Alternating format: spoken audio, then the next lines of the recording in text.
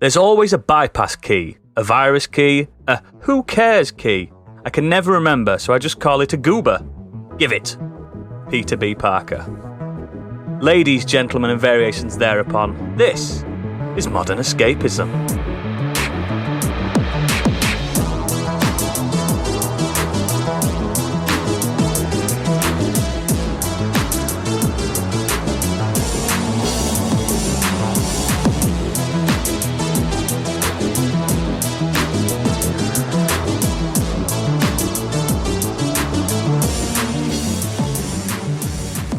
Hello and welcome to the show. My name is the Cup of Christ Oodles, and today I am joined by... He's part of the Rebel Alliance and a traitor! It's Gadget. Don't you...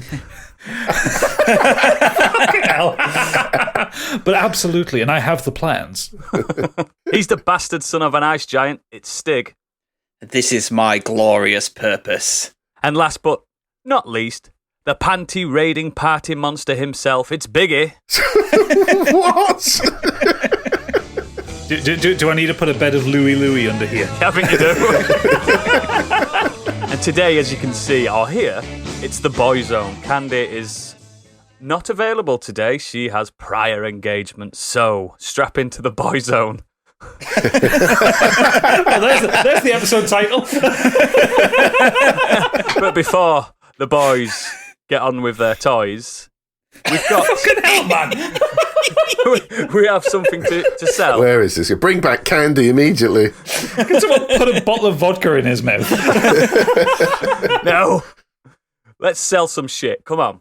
Yeah, we have a Patreon. If you head over to patreon.com/modernescapism, you can see what we do on there. We have 3 tiers on there.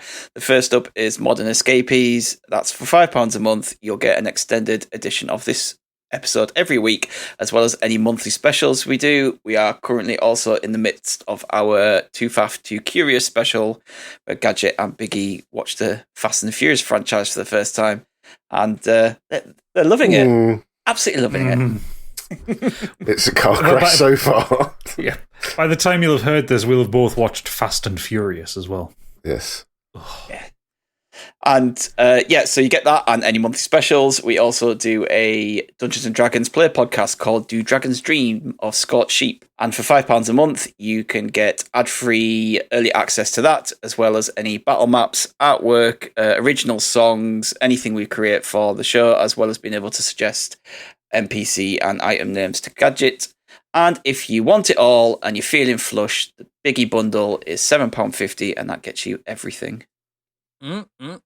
Sweet everything. That's what you want. Excellent. So that's the corporate shilling that we needed to do. So let's get on with what we've been up to this week. We'll start with Biggie. Oh crap! Okay. Was not expecting that. So yeah, couple of things I wanted to cover. One, very quickly watched E.T. with my daughter for the first time. She does not like E.T. No, I used to be terrified of him. He's a horrible testicle monster. He's horrible. Yeah. It's his little feet. That backfired a little bit. She He loves gets aliens. It's the screaming. Yeah, She loves aliens. She's a bit young for that, isn't she, Biggie? I think it's about the age when I saw it. But no, yeah, she struggled a little bit with that, to be fair. There were moments when she really liked it and thought he was cute, and then there were times it didn't work so well. So it was interesting because I wasn't sure whether to put it on, but the rating is universal. Yeah, which is like it's suitable for all ages. So I was quite surprised. Did you know about the undertone, like the secret story in E.T. Where it's about Elliot's dad that's been divorced to his mum, and his dad works for one of the government people that are in that film. It's such a strange subplot that no one talks about. Yeah, I mean, it's referred to a few times, but you don't actually meet his dad, right? He's one of the guys with the torches. Is he really? Yeah, Spielberg has outright said that's his dad. So not the guy, not the I forgot the guy who helps Elliot. It's one of them anyway. One of the government people, because obviously they're in like New Mexico or Nevada or somewhere like that. Yeah, anyway, yeah. aren't they? Like Area 51 kind of place. And yeah, apparently one of those men in black is Elliot's dad. So Oh it's wow! weird. No, I It's a didn't know weird that. subplot that no one talks about. It's on one of the makings of that I watched years ago, and it's always just stuck to me. But the magical direction of Spielberg still holds up. I know he's a renowned director, but watching it for the first time now since God knows when I last saw it. Yes, the bicycle scene does look a bit ropey now. If George Lucas could get his hands on it, he could probably turn that into quite a nice scene with it not looking so bad now. But other than that, George Lucas had put fucking like flames coming out of the back end of the. And then he'd have like the Millennium Falcon fly across the top of it. yeah. I mean, Jar Jar Yoda Binks is is in E.T.. that film, isn't he? So Yes, he is. Yeah, there's lots of little nods to that. Funny enough, but yeah, it is what it is. I'm sure she'll watch it again another day and I like enjoy it. it. I watched Candyman, the original. Obviously, people are talking about the new one being out and about, but I thought I'd go back and watch the old one. Does it hold up? Quite interesting. Huh? Does it hold up? Yes and no. There are a lot of racial stereotypes. Yeah. Throughout. It was filmed in the 90s. It's a bit cliched at times, but actually it's a supernatural sort of almost like a serial killer movie. It kind of does hold up. The gore's a bit hit and miss here or there. There's a great scene where Todd Terry, the actual Candyman, has a mouthful of real bees. Yeah. I don't know if you remember this scene, and he passes it on to Virginia Madsen, who plays Rosie. He passes that on to her, and it just looks really cool. I'm sure that was on the box art or a poster. Do you know Tony Todd had it written into his contract that he got like a payout for every bee sting that he received? $23,000 per sting. Wow, it's like $1,000. Yeah, it's like $1,000 per sting. Yeah. I'd have been chewing on him. And apparently, they have to be really careful because Virginia Madsen is allergic to bee stings. So, oh wow! Who signs up for a film where like it's full of bees? God bless CGI. I mean, madness. CGI a bit now. I'm really interested in seeing the new one though. I'm the same, and this is the old one's currently on Netflix. So if you got that, you can watch it. But it was all right. I quite enjoyed watching it. I've seen worse, put it that way, and I think the majority of the movie holds up. But I just really wanted to quickly talk about. I mentioned this guy before, Scratch Bastid. It was his birthday this week, so he did a birthday stream the other night. And I don't know if people here know how Twitch works when it comes to streaming and hype trains. Have you heard about any of this before? Yeah. I've seen hype trains. Oh, we've garnered many a hype train on our streams before. So usually crashed and gone off the rails. Yeah. I mean, he does it quite a lot on his streams, and he normally hits level 5 with he has anything between 800 and 1,000 viewers on his average streams. Wow. And he quite regularly throughout his stream launches a hype train, and it goes up the levels. So for those that don't know, somebody, either he or a mod, hits this button that sets off the hype train, and it goes up 5 levels. And you've got maybe 3 minutes to go up each level. And to make them go up a level, you have to get people to sub, give away subs, pay money to get little bits to cheer and put little emotes in, all this kind of thing. And he generally does it every time he does a hype train. He hits level 5, and then it sort of stops, and it goes up a percentage as people still subbing as the hype train comes to an end. It's all a bit of fun. It shows support for the streamer. They make money out of it. It's all good. So anyway, this particular birthday night, he was announced he was doing the stream, and they had people sort of warming up his stream. So you have people like the Next Men, who are UK DJs. Bunch of mutants. Yeah, and there are a couple of other DJs that all sort of warmed up the set, ready to go and Twitch to his page. And he started streaming for about half an hour, and then he says, right, I'm going to, here goes the hype train. Off it went. In 30 seconds, literally went from level 1 to level 5. It's to do with subscribers, isn't it? Yeah.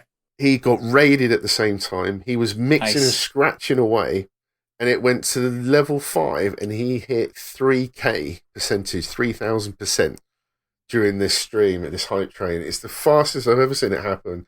The amount of subs that people were donating to other people who obviously didn't subscribe, they were just flying everywhere. It was just insane with him scratching away.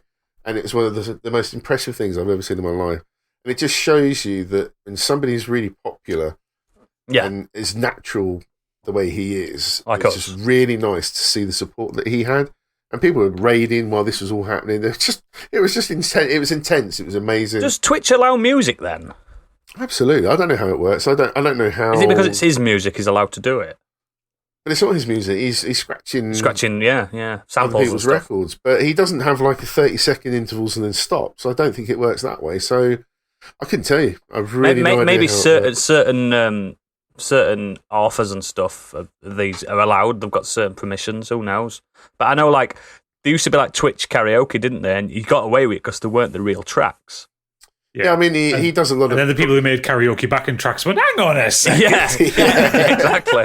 But he does a lot of crate digging. So, I mean, he shows original samples, how they have been used in hip-hop or punk or whatever. Yeah. And it's amazing to watch. But yeah, I don't know how the DMA kind of thing works with Twitch. But I couldn't imagine watching like a DJ or a musical act on Twitch and not want to be dancing while I'm watching it. You know what I mean? I can't help it. I am nodding. Yeah. I was washing up when he was doing this. That's what I mean. And I was just boogieing away in the you just can't but not. You know, if it's the music that you like, it will get you going. It really will. But yeah, I've never seen anything like it. And he did it twice as well. It happened twice in that evening.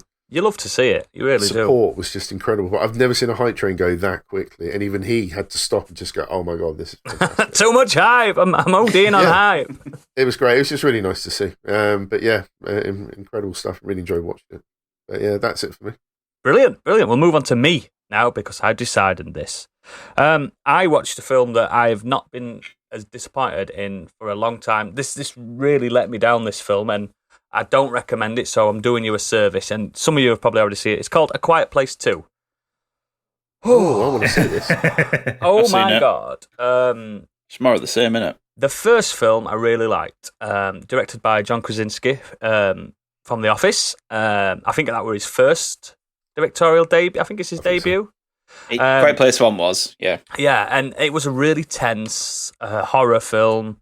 Supernatural, well, more sci-fi kind of, where basically there was these creatures that they're blind, so it's all about hearing, and you can't make a noise because they'll come and they don't eat you, they just whack you with the big long arms. It's so weird. And I thought, Quiet Place 2, let's go. I used a voucher from my bank. Very quickly, I just want to say about the Quiet Place 1, it is a brilliant representation of hearing issues, particularly if you're deaf. Yeah. I'm half deaf, and I totally respect what they pulled across in that movie. I thought it was brilliant. Yeah, they do all the Makaton and American Sign Language and stuff, don't they? Really well. She's the young girl and is deaf. Yeah, she is. Yeah. Exception. I thought the first film were exceptional. The sequel, it is basically. It feels like DLC to a film. That's a very good way to describe it. I actually saw someone say not those words, but very similar. That it was just a continuation kind of thing. It doesn't do anything. It started off really strong. It was a flashback to how the aliens how the aliens came to Earth and stuff, and they showed you the initial invasion in inverted commas, and then it came back to the modern day. Straight away after the first film. They just continue. Now, the kids have aged. I was going to say, haven't they aged by a couple of years at this point? Yeah, you can tell because they're a bit taller. But luckily, they don't have to speak, really, so you're not going to hear a puberty hitting and stuff like that. And, yeah, instead of John Krasinski in this one, it's got Cillian Murphy, who I always love to see Cillian Murphy in a film. He is fucking shit in this. He's proper shit. He is. If he wasn't physically there, he'd be dialing it in. He's hardly recognisable. He's just covered in beard, and he's just crap. The whole film is just a slog. Like me and the wife started watching it. We fell asleep at the beginning, halfway through it, and we said, "It's not a good thing for a tense thriller." Yeah, we'll carry on watching it tomorrow because I used a voucher for a rental. We'll carry on watching it tomorrow, else we're going to lose it forever. One of those kind of things. And we started watching it again, and we both were just, we predicted absolutely everything that happened. It's just, it doesn't bury the lead at all. You know exactly what the goal is from the get-go. The characters do annoying things, like when your mother has kept you alive for so long and says, "Don't move." What does the kids do? The move. Rocks off. Yeah. Fucking honestly, when he started doing that, I was like, "What the fuck?" Like, it's just It does your fucking head in. And one of my least favourite tropes in films is children in peril, especially babies, and there's a baby in peril. And it's not used well either. It's just used awfully. And the creatures, there's no explanation still. All they do is whack you. They don't do anything. They don't eat you. They don't harvest you. They just punch you. I can't even explain why, but yeah, it's just shit. Don't watch it. Don't waste your time. Didn't some people? I swear I've seen this somewhere because it's not quite clear how these alien creatures, whatever you want to call them, how they hear the sound so well. No, because they're saying if you have people are like tiptoeing and stuff, when you have natural bodily functions like farting or burping, snoring, or stomach growling, it's like this is exactly why I couldn't even get on with the first one because the premise falls down. It does straight almost away. Immediately, isn't it? Immediately. It's nice and tense though. The first one, that's what I like about it. It's tense, but in the first one, like you see, he has newspaper clippings up about the aliens. Right. So explain to me: the aliens have landed. Yep. They hear noise. A newsprint is pretty loud. Yeah. Then you have to distribute that around the country on loud trucks. They do a stupid thing. How did anyone get hold of the newspaper? The annoying thing about The Quiet Place, the first film, is that I really enjoyed it when I first saw it. It's a film that you can watch at face value and find enjoyable. Yeah. But as soon as I don't know if you guys will do this, but whenever I've seen a film, I like to sit and ruminate on it for a couple of hours afterwards. I like to sit and mull it over in my head, talk with whoever I went to see it with. Mm-hmm. Stand there with your hand on your chin, thinking. Yeah. Stroking the beard. Stroking the beard. I do that. And I remember when I first saw it, and I'm sat there thinking, how did they get all that sand? Yeah, it's all bollocks. All things bollocks. It was they're in a situation where they've been surviving for quite a while. Yeah. Fair enough. Why does the child want the noisy toy? Yep. He's young. He should know that the noisy toy means death. Yeah. Yep. Also, why aren't they wearing shoes? Because they're still, your feet are still going to make the same amount of noise regardless if you're in shoes or you're barefooted, and you're more likely to step on something and go, ow! Evidently. Yeah. If you're not wearing shoes. Yeah, this is what because they wanted to set up that precise scene where she steps on the nail. Yeah. This is what I hated about the sequel, right? There's a bit where they're having to walk down the same path where they've put sand on the floor. They're kind of spoilers, but I'm spoiling it for your benefit, guys. Where they're walking up and down a path, they've put sand on the floor, but there's still rocks protruding. At the side, there's grass. Walk on the fucking grass. Stop doing this stupid thing. It's a normal country lane. There is grass. Stay on the fields. It's crap. But that's not the main thing I wanted to chat about. But I couldn't help it. So I've been playing a game that I was given a code, but luckily you'll be able to play this on Game Pass by the time you hear this. I've been playing it for a few weeks now. It's called Crown Trick. It's by Next Studios and published by Team 17. Now, does any of you here, do you like Crypt of the Necrodancer? I love Crypt of the Necrodancer. Do you like Cadence of Hyrule? I fucking love Cadence of Hyrule. Do you like Enter the Gungeon?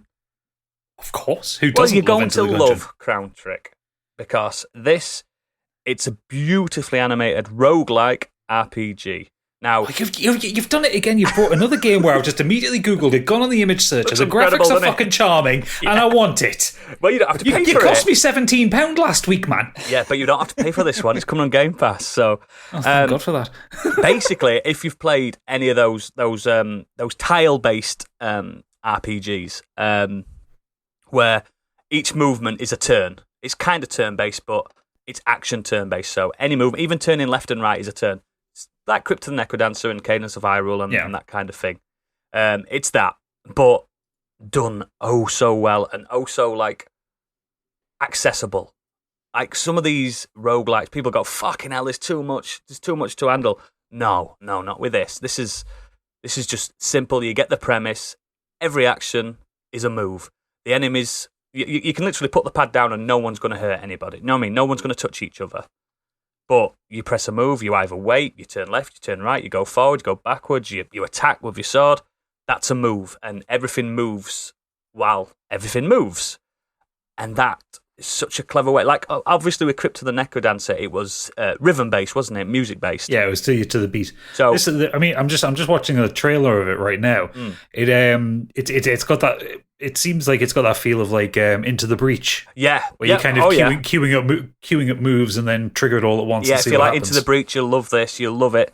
It's got a Alice in Wonderland kind of vibe to it as well, and a bit of Guillermo del Toro to it. It's got a bit of Pan's Labyrinth to it as well. So if you like any of the things I've just described, you're going to love the way you say his name. That's how you say it. And it's just really good. Like on some of these roguelikes, the bosses are the big walls out there that you just can't beat these bosses.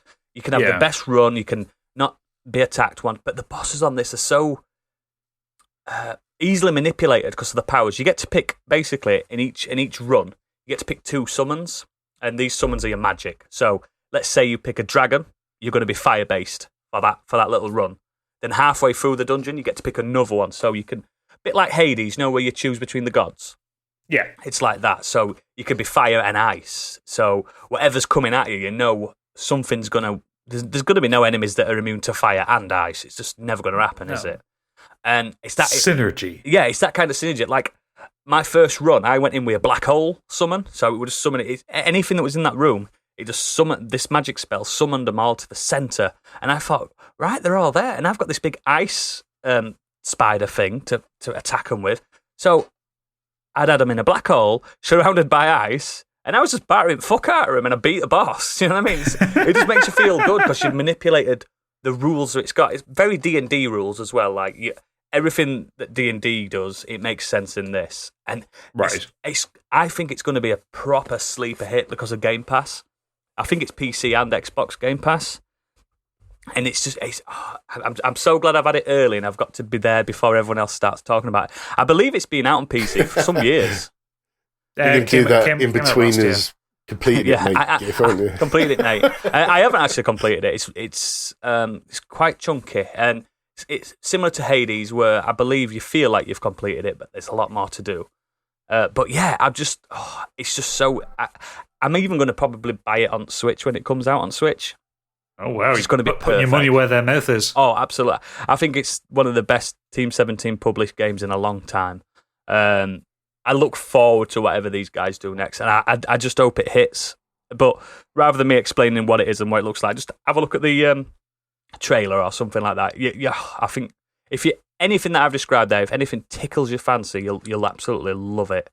It's so good. So yeah, Crown Trick. Please just...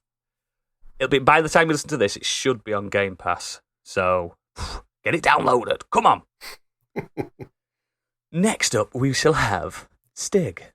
Yeah, this week I finished Ratchet and Clank Rift Apart. Oh, yes. Yes, I really enjoyed it overall. For whatever reason, I just sat and played for about 4 hours the other night and just finished it off. You got in the zen, mate. You got in the zone. Yeah, I thought, I must be near the end here. And I did one boss and I was like, oh, that's not the ending. Okay. And then it went on for like another 2 levels. I thought I might do this boss. It might be like a sub boss, and then there'd be a boss afterwards. But then there's like another hour and a half gameplay after that. But yeah, really good, gorgeous looking game, really fun. Definitely worth picking up. Maybe when it's reduced in price a bit. Like I say, I got it in my bundle, so it kind of came with my PS5. But yeah, when it drops like 30 quid or something, definitely worth picking up. It looks fun. It looks really good.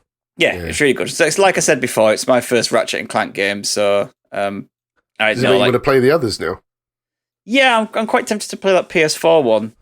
It's great. Yeah, it is really good. That's how you do a remake, a remaster. Yeah. I'm quite tempted to give that a go at some point when I get through like the mountain of other games I've got. I always preferred Sly Cooper, but you can't argue with a Ratchet and Clank game. The other thing is I've watched a couple of films this week. First one was a film called Censor. It's a kind of psychological horror film directed by Prano Bailey Bond. Stars Neve Algar, Michael Smiley, and various other people that no one's probably ever heard of. I've not heard any of them you've just said. Yeah. Never heard of Michael Smiley? I don't think so. Oh. Doesn't ring a bell with me either. Anyway, it's about a young girl Enid, who works for the film censors in the 1980s. So her job is to basically watch video nasties and recommend what needs cutting out to. Oh, so censor with a C. Yeah, as in censorship. You are censorship something. Yeah, so her job is to basically go through and say this needs cutting out, and then you can have your film released or outright just banning it. Mm-hmm. So it's set in the 1980s, in the middle of Thatcher's Britain, and when everyone thought that the video nasties were the worst thing in the world. It's quite sexy then. And nope. And these horror films were the worst thing to come out of the world. And but she starts to, she's got a bit of a checkered past where one day she was out with her sister. You see all kind of this in flashbacks, and her sister disappeared. And she watches a film which is very reminiscent of that incident. Oh. And it starts to trigger a lot of things in her, and she starts to believe that the woman she's watching in one of these films is actually her sister. She thinks that this woman is her sister grown up. Oh, creepy. Because they never found the body. They never knew what happened to her sister. She just went missing, so she thinks that this woman she sees in one of these films is actually her sister, and it kind of sends her down this spiral of where she kind of ends up in her own kind of video nasty. Wow. Sounds like 8mm. The Nicolas Cage film. Yeah, I can't remember much from that film, to be honest. That's a video nasty film as well. Yeah. It was all right. I give it a 3 out of 5. I think it probably could have explored the things a few more. It's a weird one where it's only about an hour and a half long, and even though parts dragged, I think it could have benefited for being a bit longer to kind of let things develop, if you know what I mean. There's a few things where they could have kind of got rid of and let things develop more, and but the ending is really cool. I kind of really like the ending, but yeah, if you kind of into your psychological horrors, something a bit different, then it's kind of worth checking out. Cool. The other thing that I watched this week, the main thing is I watched Marvel's newest film, Shang-Chi and the Legend of the Ten Rings. Yeah, boy. Now we're talking. It was all right. All right? Yeah. Oh, God. That's what they said about Black Widow as well. It was all right. I'm like, no, what's happening? There's a lot of praise for this film, and I can see where some of the praise is coming from, but I also have my issues with it. Overall, I enjoyed it. So it's a good film overall. Like I said, I wasn't blown away. I think Simu Liu is in the title role of Shang-Chi is really good. This is a guy who he's got a lot of charisma. He's fighting is brilliant, and he's bloody gorgeous as well. You can see him it's just slotting into the MCU perfectly, and people really warm into him and really liking to him.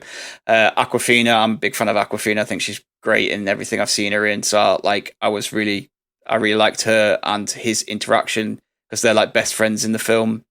So her comedy's really welcomed in it. It's about the most un-MCU film they've ever done. Wow. In my opinion. So even though it kind of has superhero elements to it, especially when it comes to the Ten Rings and the magical powers of the Ten Rings and what they do, there's certainly a lot of things in there that even back in Phase 2, I think that even with Thor and Guardians of the Galaxy, I don't think back in Phase 2 people would have been ready for this film. Is it more akin to Doctor Strange? Because that threw a lot of people off because it was mystics. There's a lot of mystical stuff. There's a lot of fantastical stuff. There's a lot of magic and a lot of kind of old Asian lore and things like that mixed into this. So, but yeah, we've come a long way from Iron Man 1 and Captain America, which are fairly standard affairs. Doctor Strange was awesome. Oh yeah, I agree, but I find it fascinating that they've brought Shang-Chi out already when there's so much as well that they can delve into. But it's fucking cool. This is I mean, I'm a comic book nerd, but this is low tier Marvel stuff. Oh yeah, I never thought they'd have picked him out, to be honest. There's some great Shang-Chi omnibuses and stuff. Some great cameos as well when in the big Secret Wars and stuff like that. But wow, do you know what I mean? They've done this. Yeah, I'd heard that his special power is he's the world's greatest martial artist. Fine, he's a really good fighter. How does that kind of help when someone, say, Thanos appears? Yeah. It blows my mind that they've done Shang-Chi before. Namor. Where's Namor? You know what I mean? It's I think he's coming. But, the film does a good way of kind of introducing the Ten Rings and the magical powers, and that kind of gives him by the end of this, he's very overpowered. Not to spoil anything, but by the end of this, I think he would beat up Captain America. Ooh. He could do this all day, though, remember? Yeah, so, I mean, the fact that he's fighting... that is America's ass. It is. His fighting is like amazing. There is some absolutely amazing fight scenes in this. Like that's one of the best things I loved about this. It's very Jackie Chan.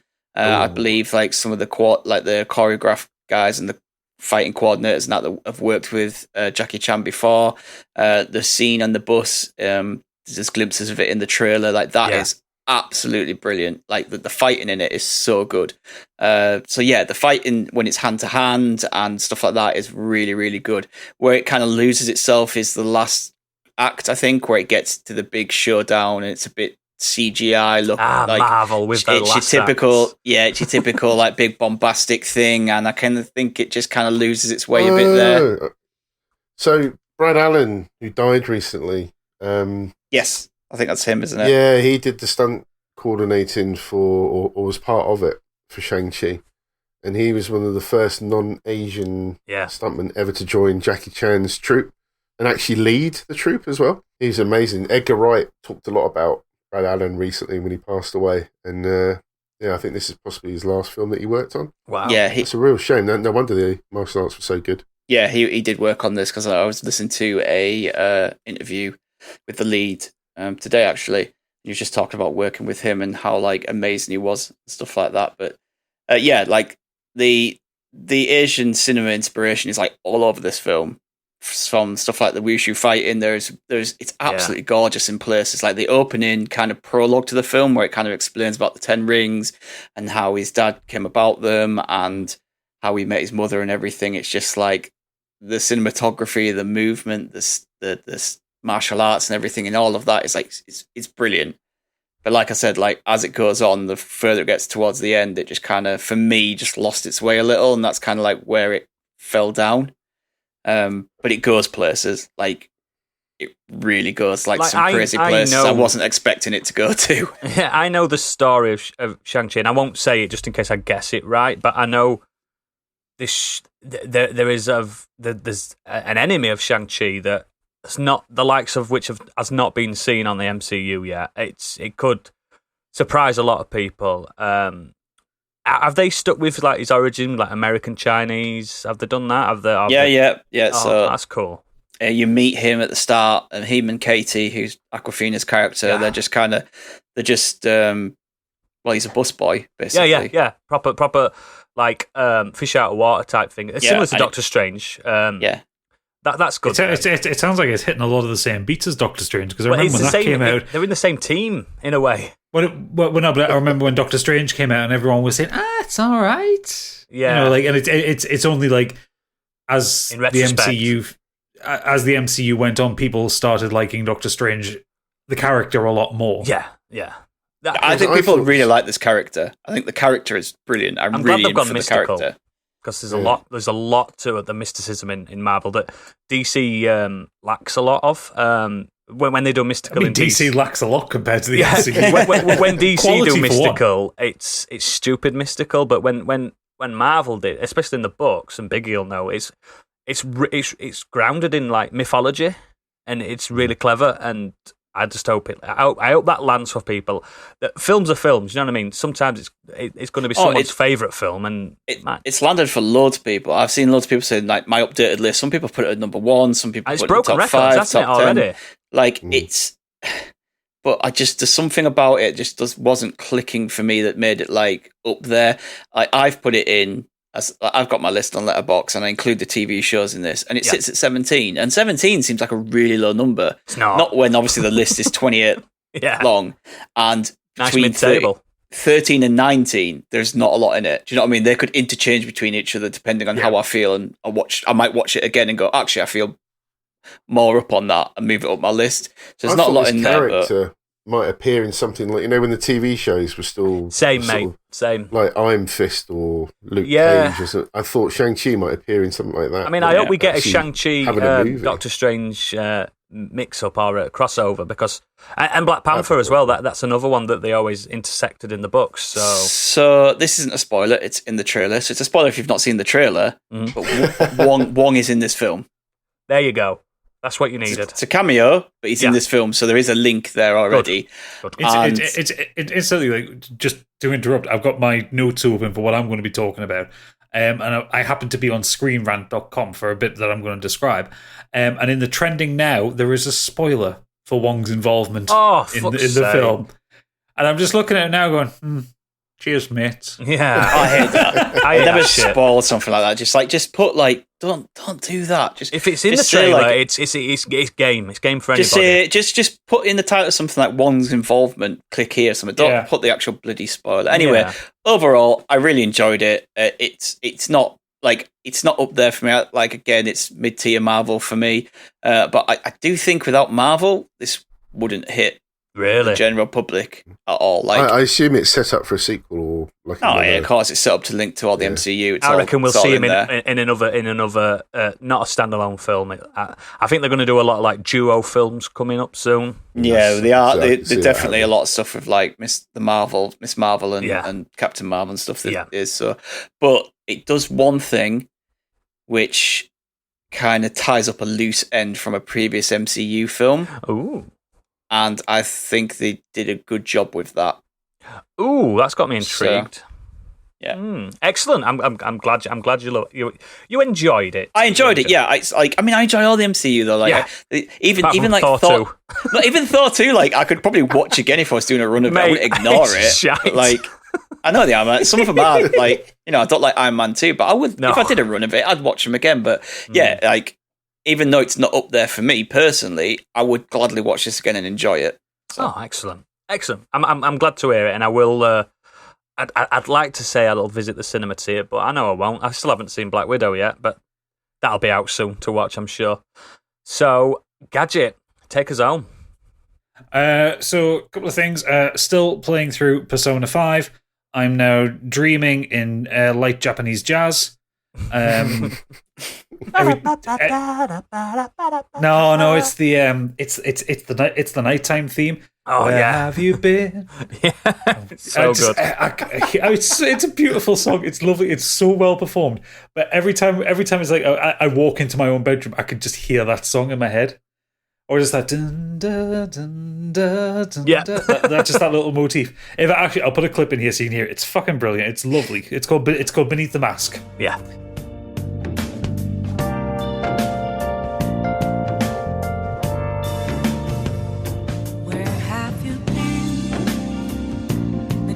All along, confessing while alone and on, without a clue, without a sign, without grasping it. The real question to be asked: where have I been? I'm a sharpshooter, I ghost masquerade, hiding both face and mind. But yeah, I'm still enjoying Persona 5. I've finished the second palace, and I'm just now kind of pushing on with that. Tell me you've met the strange doctor that sells you illegal medicine and kind of wants to fuck you. Oh yeah, she's creepy as fuck. That for me is the line that these Persona games. There's always one moment in a Persona game, that line that's crossed, and that's crossed. You can pursue that relationship, by the way. Oh Lord, yes, she's creepy because when you go into any kind of store menu, with the weapon shop owner or whatever, you get this kind of pop art representation of the store owner, and you go through all the menu systems. When it's with her, it's a silhouette of her wearing ultra high heels with her legs perched up on a table. Yeah, she's a goth doctor.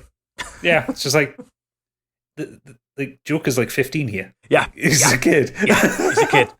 Don't sit like that. Anyway, but yeah, it's really stupid. But I'm still enjoying it. And you'll still be playing it at Christmas. Oh yeah, I'm going to be playing this for years. There's not getting a look in Deathloop's out in a week, and I'm not going to get a chance to play because I'm still playing this. What else? I caught kind of in and out as Pip was watching a film yesterday called Centurion, which is dreadful. Oh. It's Michael Fassbender as Romans. There's Picts involved. There's lots of blood, but like unnecessary blood. It looks like. Do you remember when Game of Thrones first hit? Oh yeah. And the entire world went, oh yeah, we need some like historical movies and historical TV shows. Yeah, like Troy and stuff like that. Yeah, That came out it's years one of ago. those. Oh, that's true. I mean, Troy was before that, but it's like, you know, like these you got Rome. Vikings as a response to like Game Gods of and Thrones Kings. stuff like that. What was that Christian Bale one? Egypt. Yeah, exactly. Yeah, yeah. This was one of them. It was dreadful. I'd love to be Fassbender's manager sometimes, because Fassbender, he's an incredible actor. If I were Fassbender's manager, I'd go, no, Michael, not this one. Not this time. He's been in some awful films. Not this have you seen The Snowman? Oh, it's shite. Yes. Oh my god, that was so bad. I think that sits at the bottom of my list for that year. That Oh, That was God. awful, though. It's Yeah, so bad. honestly, it's just Centurions on Netflix. It's like it's got like it's like an IMDb score of like 6 out of 10, but it's just it's bad. Yeah, and it's got Olga Kurylenko in as a Pict. I don't know how you get a beautiful Russian woman like that to be a Scot, and all the Scots, all the Picts are immaculately groomed with perfect teeth. And they've all got beautiful ginger beards. Yes, stylized in ginger beards as So well. there's Olga. Do you know what? Actually, yeah. sorry to interrupt, Gadget, but like that just reminded me. I watched Pirates of the Caribbean with my daughter last night, and one of the things I noticed was their teeth and their fingernails and their They're skin. gorgeous, aren't they? They're awful. They're all dirty, No, like they're black all teeth, knackered. like fingernails. And I just sat there and thought, It's a good detail. Oodles would love this detail because he's always moaning about how pristine people in the old age were like. But saying they that, did a good Johnny job Depp in didn't that have to film. put any makeup on. He's just got bad teeth and bad fingernails. So that's perfect. Yeah, The main thing I want to talk about, and the reason why I have a Screen Rant article open that I need to read from, is because last night I showed Pip for the very first time Alien. Oh, aliens. And I haven't seen Alien for about 6 years. I mean, I've talked about it on here a lot. It is one of my favorite films of all time, but kind of felt like it was a bit time for a kind of a re-review because this is the first time I've watched the 2003 director's cut version of it. It's too long. No, it's not. It's a minute shorter than the theatrical cut. Oh, right. I might be thinking. Oh, really? I think Aliens is Yeah. the longer one, isn't it? Aliens is the longer one, It's yeah. got that full 15 minutes in that corridor with the machine guns. That's right, yeah. Yeah. No, so in 2003, 20th Century Fox went to Ridley Scott and says, do you want to do another cut of Alien? And he's like, well, this is my thing. Ridley's like, I love I do money. cuts of films. But he generally considers that the original theatrical release is kind of the definitive version, but there were some things he wanted to change up and tighten up slightly. So what he ended up doing is, rather than adding to the film, he cut out a few bits of unnecessary stuff and slotted in a couple of extra scenes. Oh. So the stuff that he cut out was just some of the establishing shots of the Nostromo in space, because that does go on far too long in It's the like theatrical 5 version. minutes, isn't it? Where it's just, you don't see a Longer human. than that. Is it? Yeah, Wow. but there's a lot of these kind of long, slow panning shots of the Nostromo Yeah. and the rig that it's towing through space, and you get the point about halfway through that you don't need it all. It's big. But so the two scenes that they add, after Kane gets face hugged, and they're bringing I know him, where you're going with this. yeah, and they're bringing him back to the Nostromo.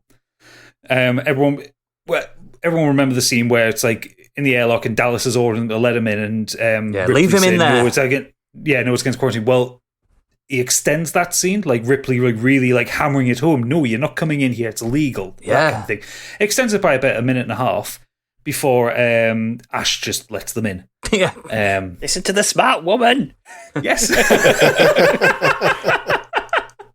And then the other one is, when everyone's dead, Dave, and Ripley's trying to leave the ship. There is a scene that they add in where she discovers there's the alien's nest, Yes, sir. where Dallas and Brett are being transformed into eggs. Whoa, I didn't even know that existed. Yeah. So it's considered not canon because obviously the films after this establish that an individual xenomorph doesn't do that. Yeah. It's the Queen that does that. But it's the first kind of hint of like what the nesting stuff would look like in Aliens. Wow. And it gives you kind of like Dallas kind of half transformed into an egg doing the kill me. Wow. And Ripley with a flamethrower. So it's a nice callback when that happens in Resurrection. Yeah. He says. Yeah. But other than that, it's like things that. So because I'm watching it on the Blu-ray edition, so obviously it's nicely, it's up-resed, it's cleaned up, it looks nice. The sound is fantastic. What I've never noticed before with watching Alien, or maybe I've not paid enough attention to it, is the disparity in sound in it. Like how well Ridley Scott and Jerry Goldsmith use silence in it. Really. There are a lot of scenes where there is not a sound effect, nothing. It is just silence from the speakers. But then there is the sequence when they've landed on LV-247 and the party are heading towards the ship, and you get these scenes where it cuts to them in the spacesuits, and it's this horrible wind sound. It's like really over the top wind sound. Oh yeah, and then it cuts back to Ash in the chair, and it's silent. And I love that interplay between like ludicrous noise and silence, because Ash is safe, he's comfortable, there's no danger to him. These people are outside, it's dangerous out there. You know, that's the other reason why I love The Thing, because it does something similar. Yeah, it tries to show the isolation. It does it on in the corridors on Sunshine as well, where whenever they're outside, the voices are echoed inside the spacesuits, but when it pans out, you can't hear anything because of the vacuum of space, and I always love that. And if someone's banging on a spaceship from outside, you wouldn't hear it.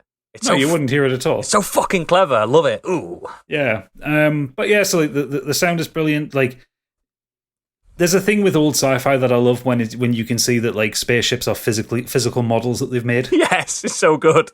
It's a little bit crap, but it's also much better than CGI like the original in a lot of cases. Star Wars cuts. Yeah. Little explosions.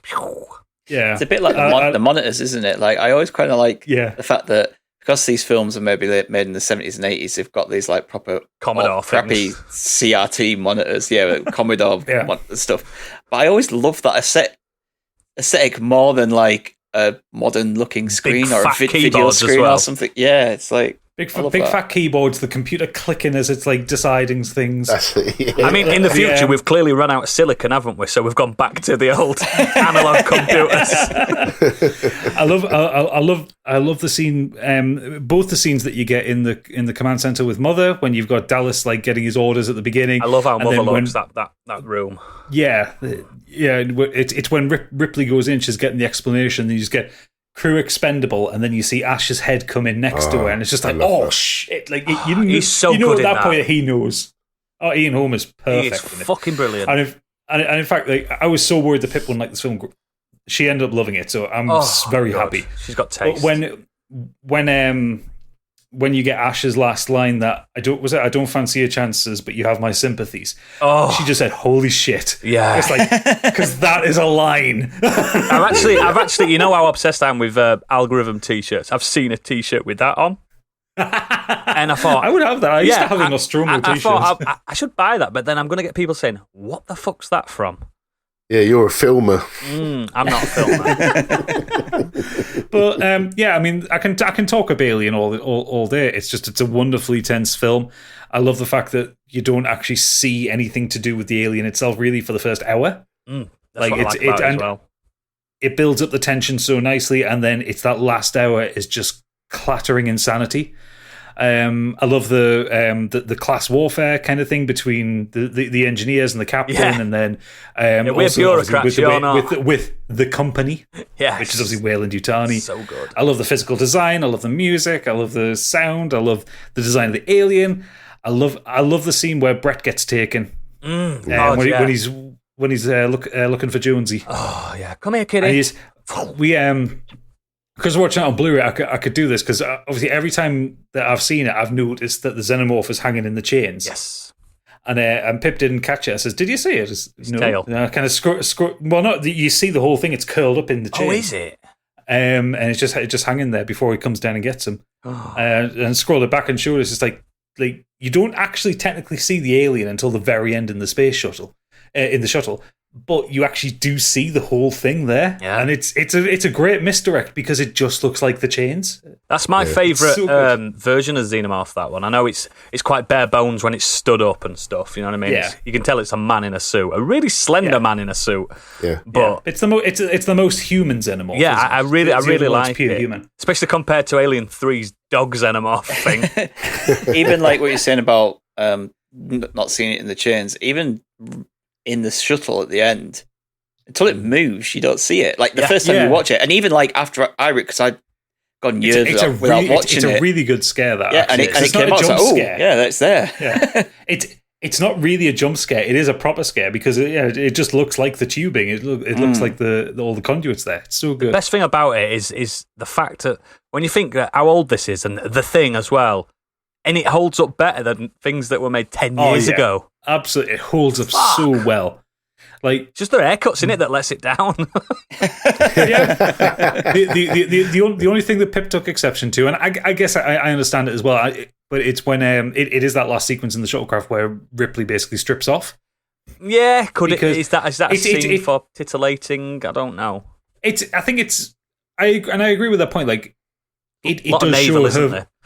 It does show her vulnerability, but they could also have given her like less sexy pants. I was going to say, it doesn't. You really need to linger that much. There's a lot of navel gazing on that bit.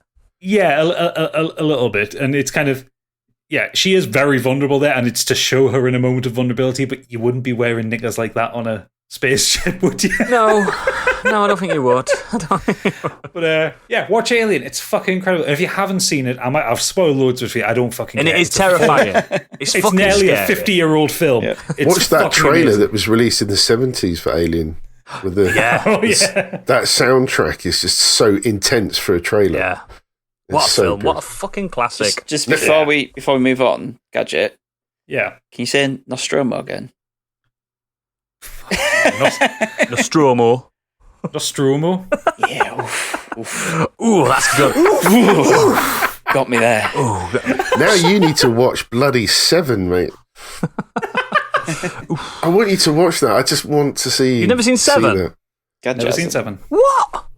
I know. There's a lot you have to ignore in Seven due to a certain person in it, but other than that, yeah, it's not in it much. I'm not going to go into it's a film. It's just move on from that. It's such a fucking good film, Seven. Yeah. Anyway, let's move on to the main topic at hand. Biggie, would you like to tell us what we're doing this week? I'm not even sure we know what we're doing. So this week we're talking about Macguffins. It's an object, device, or event that is necessary to the plot and the motivation of the characters.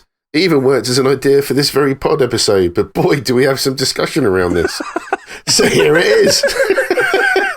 Yeah, we did, didn't we? We weren't sure what MacGuffin was, or why, or how, or when. No, I don't think we just didn't agree on what it was. Yeah. But we have agreed now. We've put it to rest. Sort of. But yeah, it's more commonly it's an object in a film that is lustful, or it's not usually a character. It's usually an object. Let's the Ark of the Covenant in Indiana Jones. That's the MacGuffin. That's what they're after. But it is also a concept, an idea, an ideology, and other things like that. So bear with us, and we're going to go around and we're going to try and see.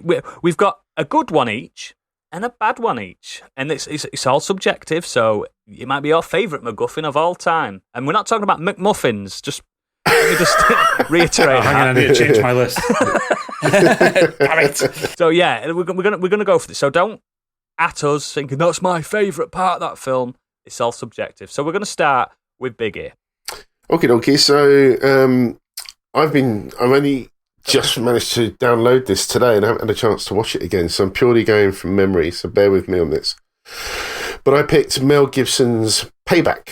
Nice. This was directed by Brian Helgeland. Had a really cool cast. Obviously, Mel Gibson. I know he's had his problems, but in his day, he was pretty much up there as one of the... That's underselling. It's like... I know, but we're not going to go into it here, so I just want to talk about him in movies. This is sort of at his sort of just coming off his peak of being sort of the go-to Is actor. this after Braveheart or before? Can't remember. I can't remember. After, I think. It was After- yeah, it's 99 after. when this came out. This is like this yeah, is well where he after. started to go like go down. Yeah. like his stock was definitely on the downward He was trend. drinking more like- than I was drinking, so he's fucking going down. But yeah, Mel Gibson obviously clearly in this. You had Greg Henry, who played Val Resnick. You also had Maria Bello as Rosie. Lucy Liu was in this as Pearl. Deborah Kara Unger appeared as Lynn Porter. And then you had some various characters appearing throughout the movies. Bill Duke from the Predator fame, to mention just a few of the movies he's been in as one of the detectives. You had William Devane in as Carter, James Coburn as Fairfax, Chris Christopherson as Bronson. Big KK. I mean, some real heavy hitters appearing throughout this movie. But MacGuffin in this was basically... Just before you the movie was continue, based- sorry, is this the one you like or one you dislike? The one I like. Excellent. So we'll do I that like first. it. We'll go through the ones we like first. Okay, cool. So this is based on the novel The Hunter by Richard Stark, and it was actually made as a movie in '67 called Point Blank with Lee Marvin. But Mel Gibson's character Porter is basically on a quest to get back $70,000 that was owed to him from a heist that he, his wife Lynn, and his partner Val Resnick were all involved in. They betrayed him, shot him, left him for dead, and taken the whole amount of $140,000 as the haul. Massive amount of money. When he comes round from what's happened to him, he decides to plot his revenge and get his money back. And that's basically all he wants to do throughout the whole movie. He doesn't care about really who betrayed him, who was involved. He basically just wants his money, what is owed to him. He would walk away from everyone, and it basically has to set up some sort of petty theft to get a little bit of money to start off his revenge. Once he's got that, he ends up meeting his wife. He goes through betrayal, police corruption, bit of sadomasochism thrown in there, torture, all just to get this money back. The poor guy ends up finding his wife to find out what happened, why she betrayed him. She ended up becoming a junkie, built from the guilt of betraying him, and this is probably fueled by the partner Resnick as well. He gets beaten up for hours. He has his toes broken. After, during the movie, he has to reveal the location of the crime boss's son who he kidnaps as leverage, trying to get his money back. He ends up coming across different crime bosses, all interlinked with the detectives that are trying to get money off him as well. It is just a great story. It's Mel Gibson, kind of that character of, a bit like Liam Neeson's character in Taken, where he just won't stop. He just will do everything he can to get what he needs. And he goes through this whole movie taking everybody out, chaos and destruction everywhere, just to get his money back.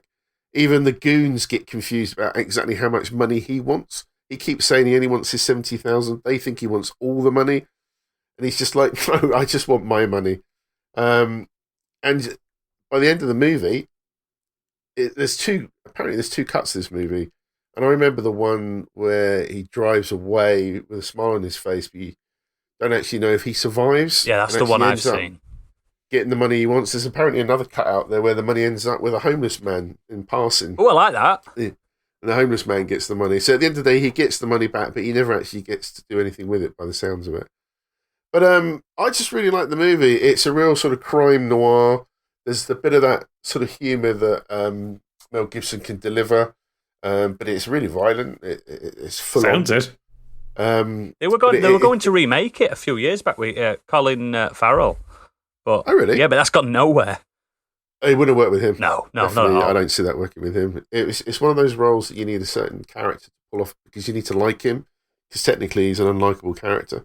Yeah. But it's. I think Mel Gibson's portrayal in this was brilliant. He was supported by a great cast, and literally all he ever wanted was just that $70,000. And if he got that money, then nothing would have happened to everybody else in the movie. The crime bosses would have carried on. People wouldn't have died. Do you know what I mean? Yeah. It's just one of those things. If they just listened to what he wanted and just given him that amount of money that was rightfully his. That happens in a lot of films, though. I know, unfortunately. but it's just the concept of this is basically that's his complete drive is give the guy the money, he'll go away. He's made it very clear he wants nothing else to do with anyone else. That's what he wants. Give it to him. It's Give me his back my technically. daughter. But yeah, again, very not too dissimilar to that movie as well. But I'm a big fan of Mel Gibson's early movies, and I love this film. I liked him in I've Conspiracy seen it Theory. many Remember times. that one? Yes, That's very I good. thought he was good in that. Yeah. But, it was a great movie, and I thought the MacGuffin was interesting one because it would have solved a lot of problems if it Yeah, it would. A lot of people wouldn't have died. Excellent, thank you for that, Biggie. We're going to move on to me and a MacGuffin I do like. It's from a computer game. Ooh. It's a person, actually, even though MacGuffins don't tend to be people or concepts like that, but this one is. It's Ellie from The Last of Us. Now, spoiler I was alert. going to pick that.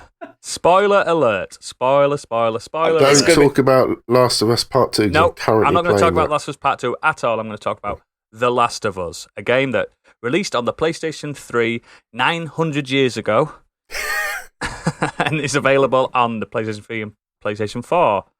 And that's it, I think.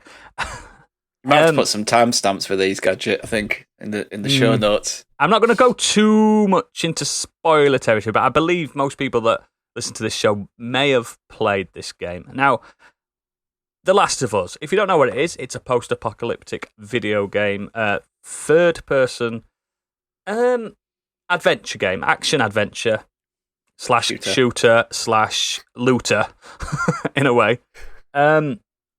It's a very, very well-loved game, and what I like mainly about it is the interactions between the two main characters, Joel and Ellie. Agreed. It's one of my favourite duos in gaming ever. I think it's incredible. As a father, I understand Joel's attitude towards Ellie. I'm not going to explain why his attitude is like that against Ellie, but he had a tumultuous past. And yeah, it's one of those. It's normal trope in post-apocalyptic films, books, games. Now, this is the spoiler. Ellie's immune to the virus that's taken over the world, the cordyceps mushroomy virus thing. I don't even know if it's got a name, has it, the virus? I don't think Just called the cordyceps. Yeah, just the cordyceps. So it's a fungal virus that affects people's brains and turns them into mushroom zombies. And it's a lot scarier than what I've described. Just a bit. They are horrendous. Chestnut mushrooms just wobbling around like bumping This is not into Super people. Mario, baby. These are horrendous things. They run at you. They click. They are just Clickers are horrendous. awful, grotesque. And when it came out, The bloaters are the worst. the bloaters. When it came out, it was one of the tensest, most scariest games I'd played at that point. It's riddled with atmosphere and oozes it.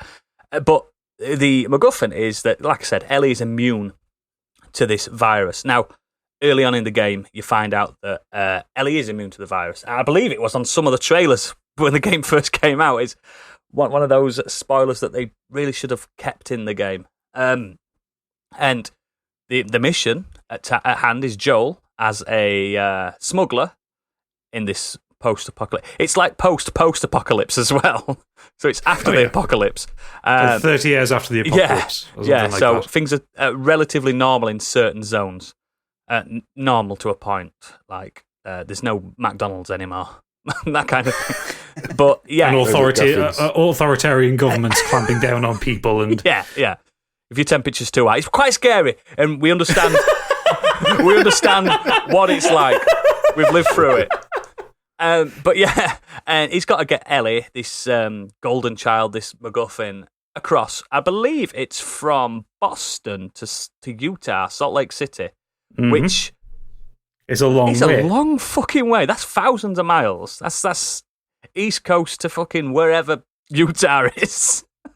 Midwest. Yeah. Yeah, what they do from the first game, they're just travelling on foot and occasionally a horse. Is that right? No, sometimes And there's a car. There's cars, yeah. There is Get fuel. a few hundred miles in a car. Yeah, and now it takes them a year in total, I believe. It's 4 seasons it takes them to. Yeah, it's split into seasons, yeah. Yeah, and I'm not going to tell you if they get there or anything like that, but what I find fascinating is it's a MacGuffin that does affect everything, and it's a MacGuffin that you care about because it's an actual person.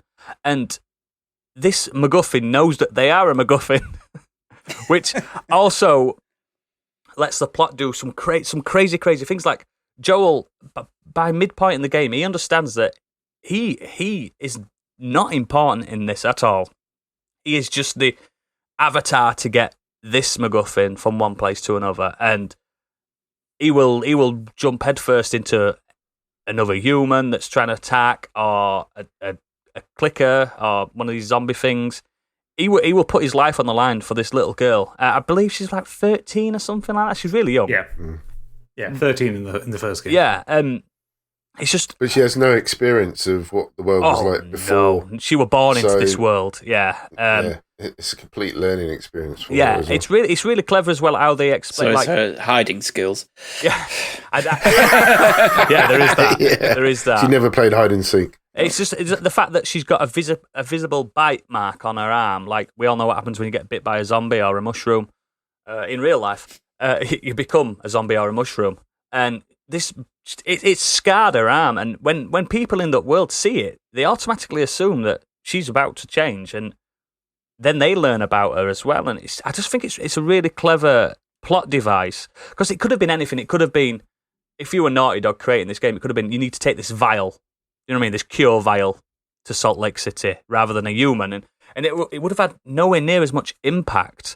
It's similar to Children of Men, isn't it? That kind of vibe where The road. Yeah, the road. Yeah, the MacGuffin is a living being that you have to protect with everything that you've got, and I think the game pulls that off.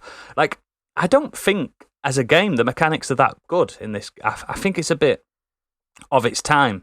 Like, you can. It's just PS3 Uncharted, really. Yeah. Isn't it? It's just it's taking what they built with Uncharted technically, and mechanically, and making it good. The whole world is like littered with waist high walls and boxes and stuff, so you can hide behind them.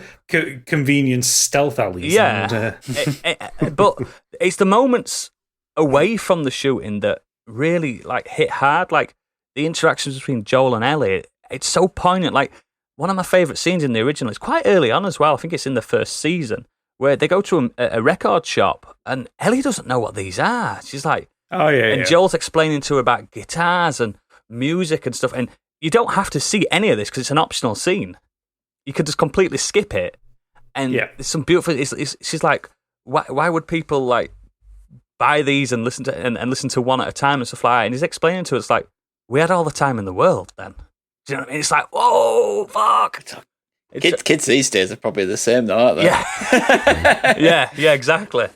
She's like trying to learn how to whistle, and I like the way that throughout she can't whistle, and then she slowly picks up the concept. It's the joke book for me, where she picks up a joke book quite early on, and just periodically in quiet moments she'll tell you a really bad joke. Yeah. And there's that scene where she finds a gay porn magazine and she's reading it in the car. It's like, people like this shit.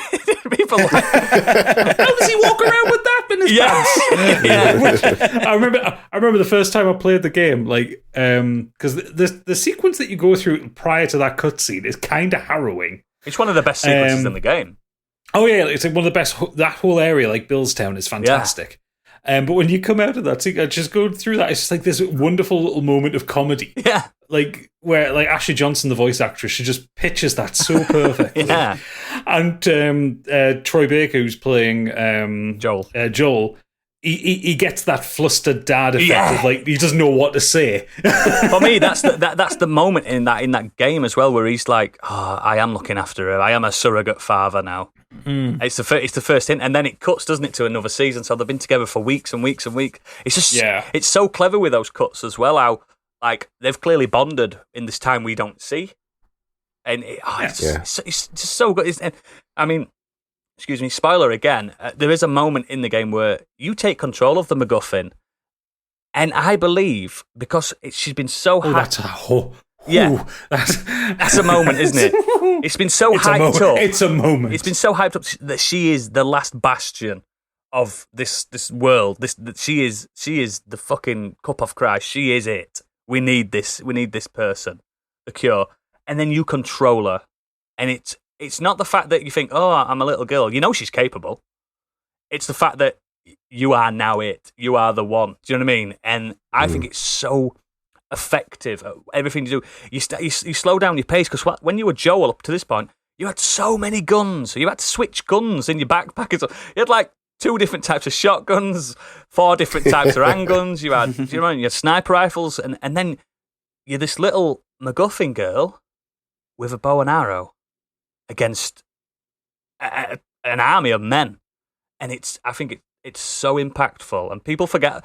You never hear people talking about that moment, finally getting control of. Do you know what I mean? The thing that is the linchpin of the whole tale.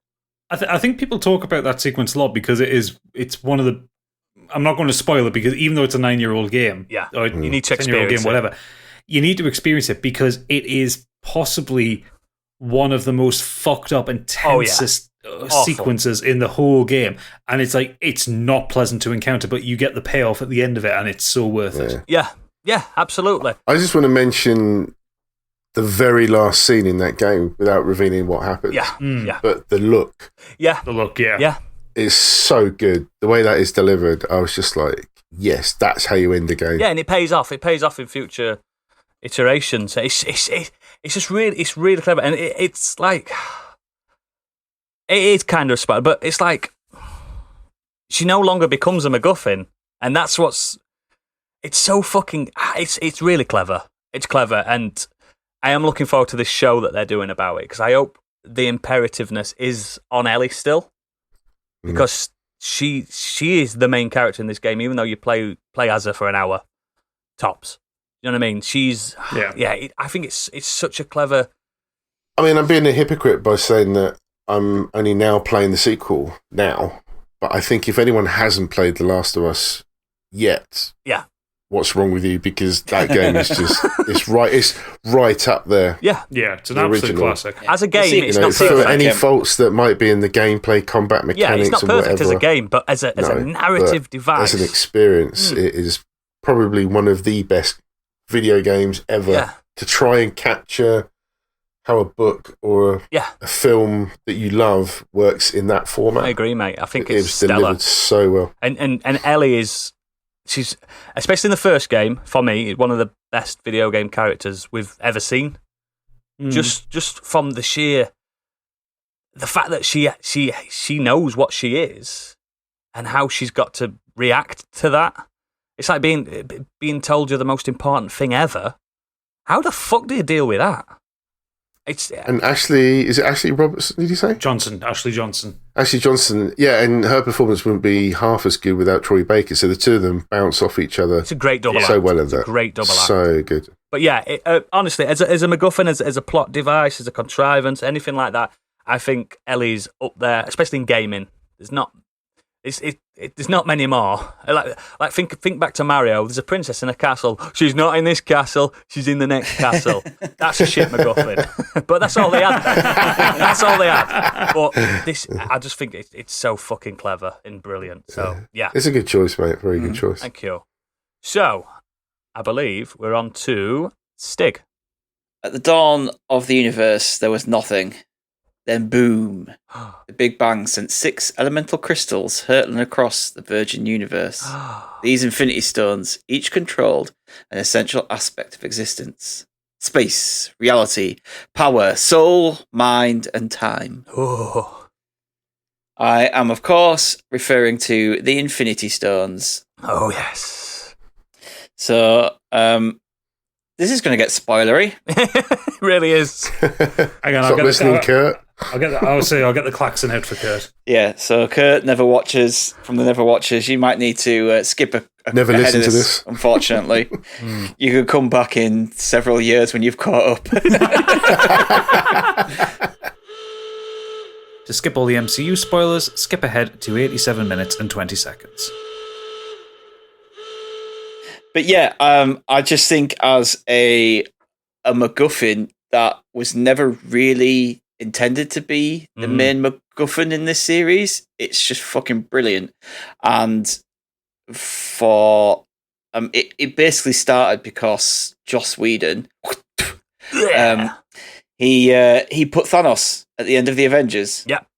that is basically where it started out. It was never intended that this was where they were going to go. He just put that in the post credit as a little sting of where he wanted it to go, and Kevin Feige and Marvel and Disney and everyone just ran with it, and it fucking paid off.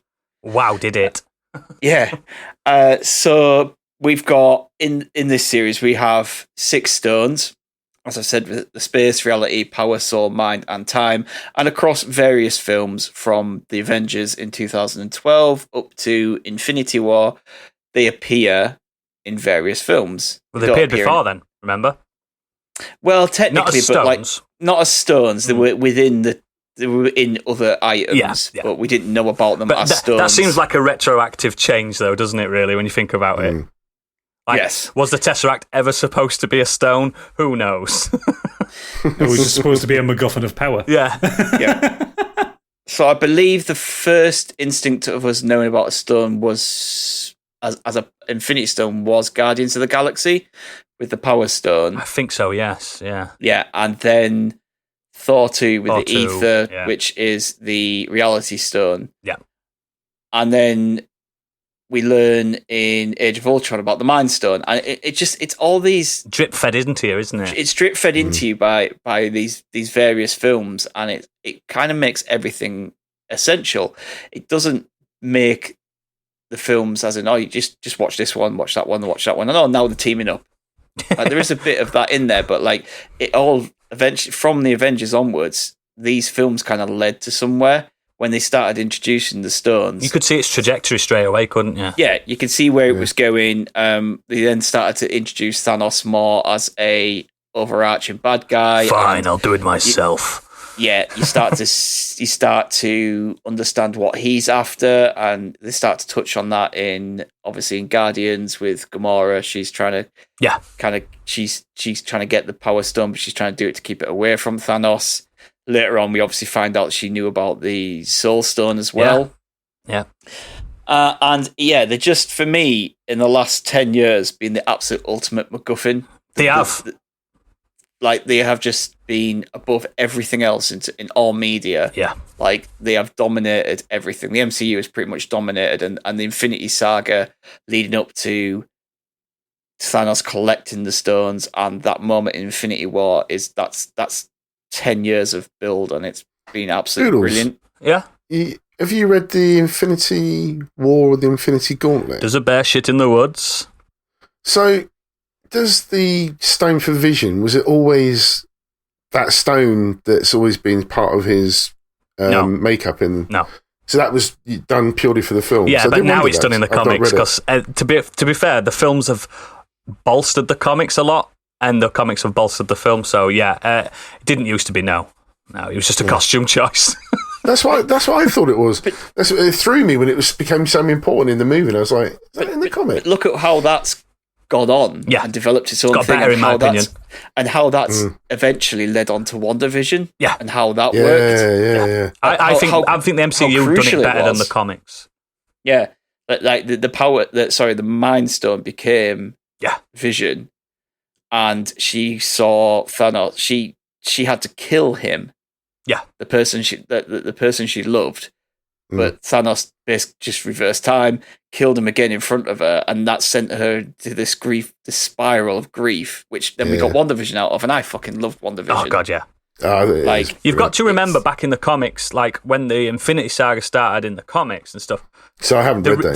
The reason he's collecting the stones is because he fancies the living deity Death. Thanos wants to marry her. So the best way to get Death on your side and to fancy you is to kill loads of people. And but that's why the MCU. But then you just got to be making more work for Death. Yeah, make more work for Death, but Death loves it. Death loves work.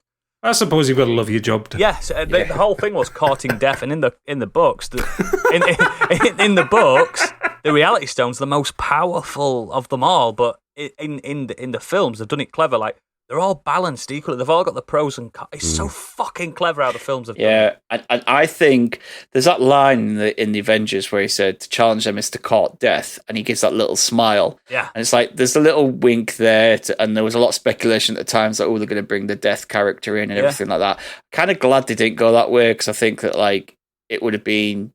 Well, Thanos is collecting. the kind of Thanos is basically collecting these things and killing all these people just to impress someone. Yeah, which is it's pretty it would be a cookie, bit isn't rubbish. it? Cuckold. Yeah. That kind of replaced Yeah. the character of Death with Hela. They kind of retroactively merged her into the goddess of death, which I liked. Yeah. I liked, but no link at all. See, speaking of Hela as well, like we had that original scene. Remember in Thor 1 where you see the Infinity Gauntlet in, and I was in like, Odin's chamber, and everyone was freaking out about the Infinity Gauntlets in the MCU. They're going to do something with it. Yeah. Then Thanos has his own. Yeah. And she just basically walks past it in Thor Ragnarok and goes, fake. Fake. Knocks it off the that's how they got round that being in there. That's how they got round that like plot hole. Doesn't she say just goes, impressive with the Tesseract, something like that? yeah, she looks at Tesseract, she's like impressive, because she knows there's something about that. Yeah. But yeah, for me, it's just like I've been a massive fan of the MCU, and just watching these various films and these various stones come into play and be integral to the plot and where it all led up to, and leading up to the snap. It's just like that moment. It's so good. Like powerful. Infinity War is still my favorite MCU film. It's up there for me as well. I think it's my second favourite. And then there's the whole fun of collecting them in Endgame, which I enjoyed a lot. Do you know what I really liked about how the MCU did? Like, I'm with you on that. Actually, I enjoyed Infinity War more. In the MCU, each of the stones got its own personality, and you can see the look of it. Like the Eye of Agamotto, you can see the Time Stone. It's got its own personality, and same with the Ether and stuff like that. It's really clever. In the books, it's just a magic zap. Do you know what I mean? I love the way that they incorporate them as well. Like, so even Thanos, like when he's getting beat up by Captain Marvel, it's like shit. Like I'm losing here. Yeah. So he grabs the Power Stone out of the glove into his hand and punches her with it. It gives him extra power. That's all he can do at that point. It's a desperation. And he turns all the bullets into bubbles and shit like that. Like Thanos plays around with all the stones so much. Yes, I mean, wouldn't you if you had all that power? I mean, they don't even. I might not kill like billions trillions of people. I'd probably give them more resources. I like how they've done it in the MCU as well. Like I know I keep referring to the books, and I am a massive fucking no, it's nerd. fine. Like that's where this source comes from. Yeah, isn't it? in the book, he could wield them because he was part Eternal and part Deviant. But in the MCU, he's just a strong-willed, strong individual. He's just an alien, and it's clever how they've just gone right. Let's all that shit, because Thanos started off as the worst villain in Marvel. He had a little helicopter. You know what I mean? He was crap. Big purple lad. Yeah, and they basically copied Darkseid from DC. We want a big, ugly, purple Martian-looking thing. And they got him. But in the MCU, they gave him such a subtlety to him. And almost, and I don't know if it's just me, sometimes I get his reasoning. Sometimes it is worrying how reasonable he can be. Yeah, he doesn't consider himself to be evil at all, and that's what makes him a good baddie, though. And it's going back to what we talked about a few weeks ago when we did best baddies. Yeah. The best baddies think they're doing the right thing. Yeah, the best baddies are goodies in their own story. I believe if this MacGuffin didn't exist in this universe, if it was real, Thanos would think of another way to do his plan. Do you know what I mean? I think he's a resourceful Well, he was doing guy. it differently to start, wasn't Exactly. he? He was just going to random worlds and Shooting them massacring down. half the people. Yeah, like putting them in half and like killing that half and leaving that half. Yeah. But yeah, I mean, even what's funny is I did find this interview with McFeely and Christopher Marcus and Stephen McFeely, basically where they said like, had we started from scratch, we wouldn't have chosen 6 damn MacGuffins. Yeah. That's not helpful. It was difficult to get them all in. And like, I agree, because like in Infinity War, like they literally just go, oh, he gained the stone when he decimated Xandar. They literally have to just... Yeah, because they haven't got time. They haven't got time, so they literally have to write his siege of Xandar off in just a line. Which would have been a massive moment in his life. Yeah, exactly. And like Infinity War is Thanos' film, in my opinion. Yeah. Oh yeah, he's the main character. The one thing I didn't like with the way they did it in Endgame was the and this goes back to the original concept. The plot contrivance is that 4 of the stones were in New York at the same time, so that they could all time travel to exactly the same point. I think that's clever. I found that, I just thought, oh, Fucking come on. It's America, That was isn't it? way Everything better. lives in America. The thing is, that was never originally planned. No. When, I know it wasn't when planned, but it's... when that spear and that tesseract was there, and the other I think the ether's there at one point or Yeah, something. the time is it? Or- stone. yeah, and the time stone. Like when they came to write Endgame, they probably sat there and went, hang on, How like, do we do this? all these are actually there, but I don't think they ever planned for them to be there. That's They why just- I it just think happened. I think the It's just- MacGuffin. It's just when they're going through the explanation of how they're going on, they're working it out, and it's just like that's all far too convenient for me. It's clever. It's when a MacGuffin transcends what it actually is. In my opinion, it's almost sentient. The thing with this as well is they meant something as well. So when you come to the Soul Stone, 2 major characters are killed off to get that. Yeah. Yes, Yeah. one is kind of revived through alternative timelines, but at the time, you didn't know that. It was literally like, Huge, wasn't it? like Gamora, she's dead. Black Widow, she's dead. Like they Vision were killed. sacrifice as well. Yeah, they were killed off, and it was like, these can't come back. They're deaths. They're not like... They're dead. They're not part of the snap. They're dead. And dead. the Eye of Amagato, actually, because she has to relinquish that, knowing it'll be her end as well. Yes. But she understands why it needs to be taken in the end. At first, she's like, no, you're not having this. Yeah, exactly. With the Hulk. Yeah, the Ancient One knew what was going to happen, and it's so fucking clever. It's as MacGuffins go, they're going to take some topping in future, especially for the MCU. It's like the only course of action I can see for me is the MacGuffins, and it's not going to be. It's just going to be infighting and maybe the looming presence of Galactus or something like that. You can't. There's nothing as like pure as the Infinity Stones. You need to watch Loki as well, Gadget, because I can't carry... I've watched Loki. I haven't yet. You've I need watched to watch Loki now. Who's not Fuck watched? you. You've watched Loki. I thought you had only Yes. watched WandaVision. Oh, No, sorry. he's told us he has. I've watched One Division. I haven't seen Loki right, so yet. Biggie, you need You've to done watch. it again. No. I just forgot. I forgot you'd watched Loki. Biggie you need to watch Loki because we can't carry on Huge. this conversation Yeah, it's until huge. you that's until you do. There's huge moments. But yeah, I think you're right. As MacGuffins go, even though they're retroactive MacGuffins and not the intended, probably not the intended write-up of what was going to happen, I think it's so fucking clever and so precise. It's almost as if they are characters in themselves. Like I said, it's really fucking smart. So do I need to watch the Falcon as well? Because I haven't seen If that you yet want. with the Winter Soldier. Or should I just go to Loki first? You could do it in and any then watch order. that They afterwards? do not They don't intersect at all. I that's cool. just That's watched perfect. Loki. Yeah, I'll go for Loki next. Then.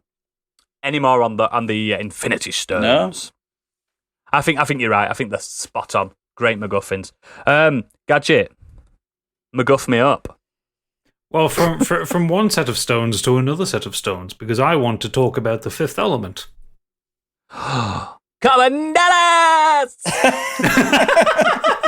Here we go. Not the quote I expected you to take on, but fair enough. My favourite. Fifth Element, we've talked about it before. It's one of my favourite films of all time. Classic mid-90s French sci-fi. Absolutely up Directed by there. Luc Besson, starring Bruce Willis, Mila Jovovich. The only good Luke Besson film.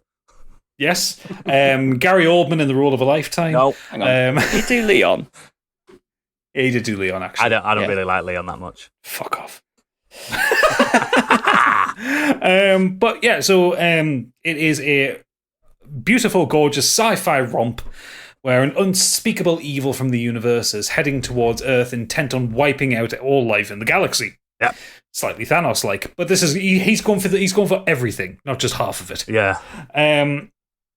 And the only way to stop him is to use the ultimate weapon, the original weapon, a weapon left on Earth by a spacefaring species long departed. That look ridiculous. They do. They look insane. But the weapon itself consists of the 5 elements. And that's the entire MacGuffin for the film. And you have several factions all hunting these down. You have Gary Oldman's Jean-Baptiste Emmanuel Zorg hunting them down. You have Ian Holmes, religious fruitcake monk leader kind of guy, hunting them down.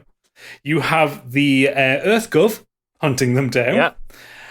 The only person not hunting them down is Corbin Dallas, Bruce Willis, who is forced to hunt them down because everything's going crazy around him. because she fell into his taxi cab. She did, yeah. Right. And had forced him to have his license suspended. Yeah. He had an accident. Oh, God, such a good film. Oh, every time you mention it, I want to watch it. It is so good, and the stones become this kind of this push to move everything forward, because when Lilu crash lands into Corbin's car, she doesn't have the stones. Oh. She's supposed to meet someone to get the stones, and you have the first act of the film is basically trying to work out what she wants, why she's there, who's going.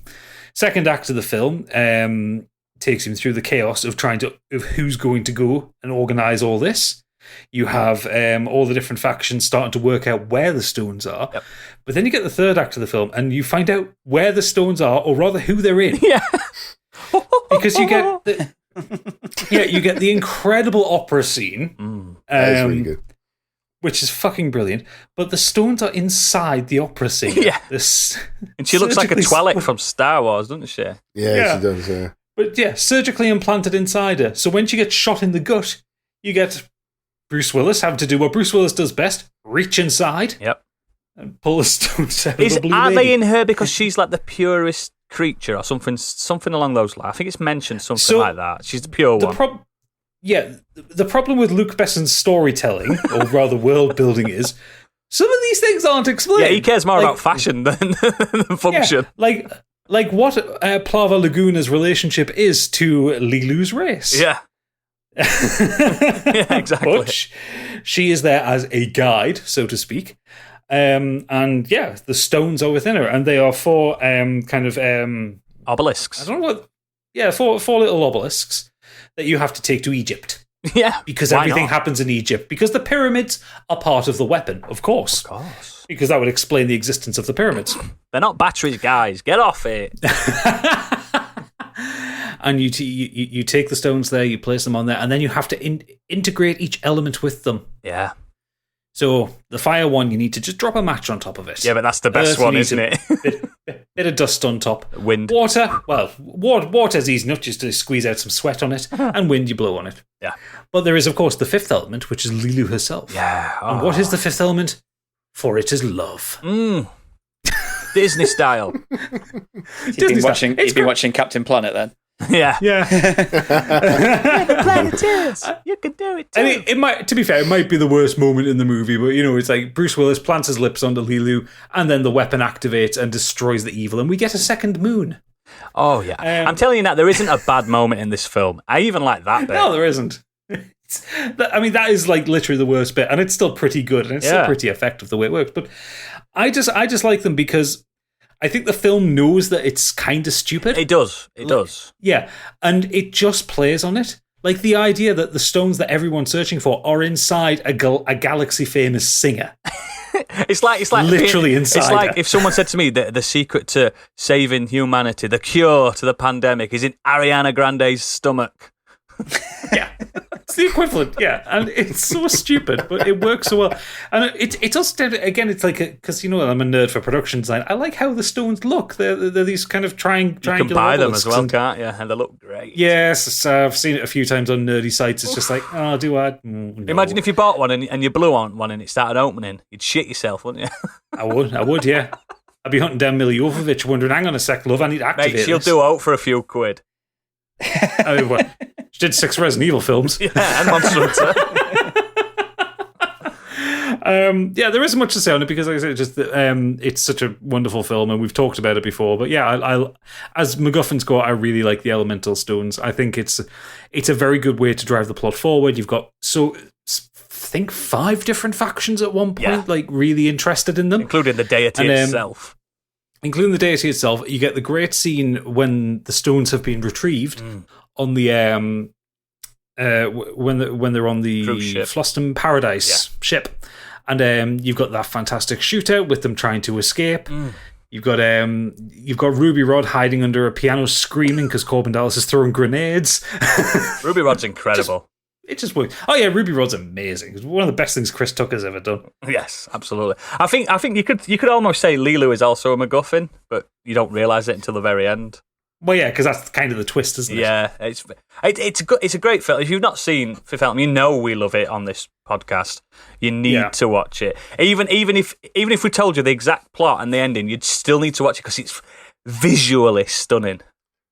It is. I don't remember it that well liked by myself. I just don't remember much about it. But I remember the bits kind of that you referred to. Yeah. I saw it so long ago. It still looks great.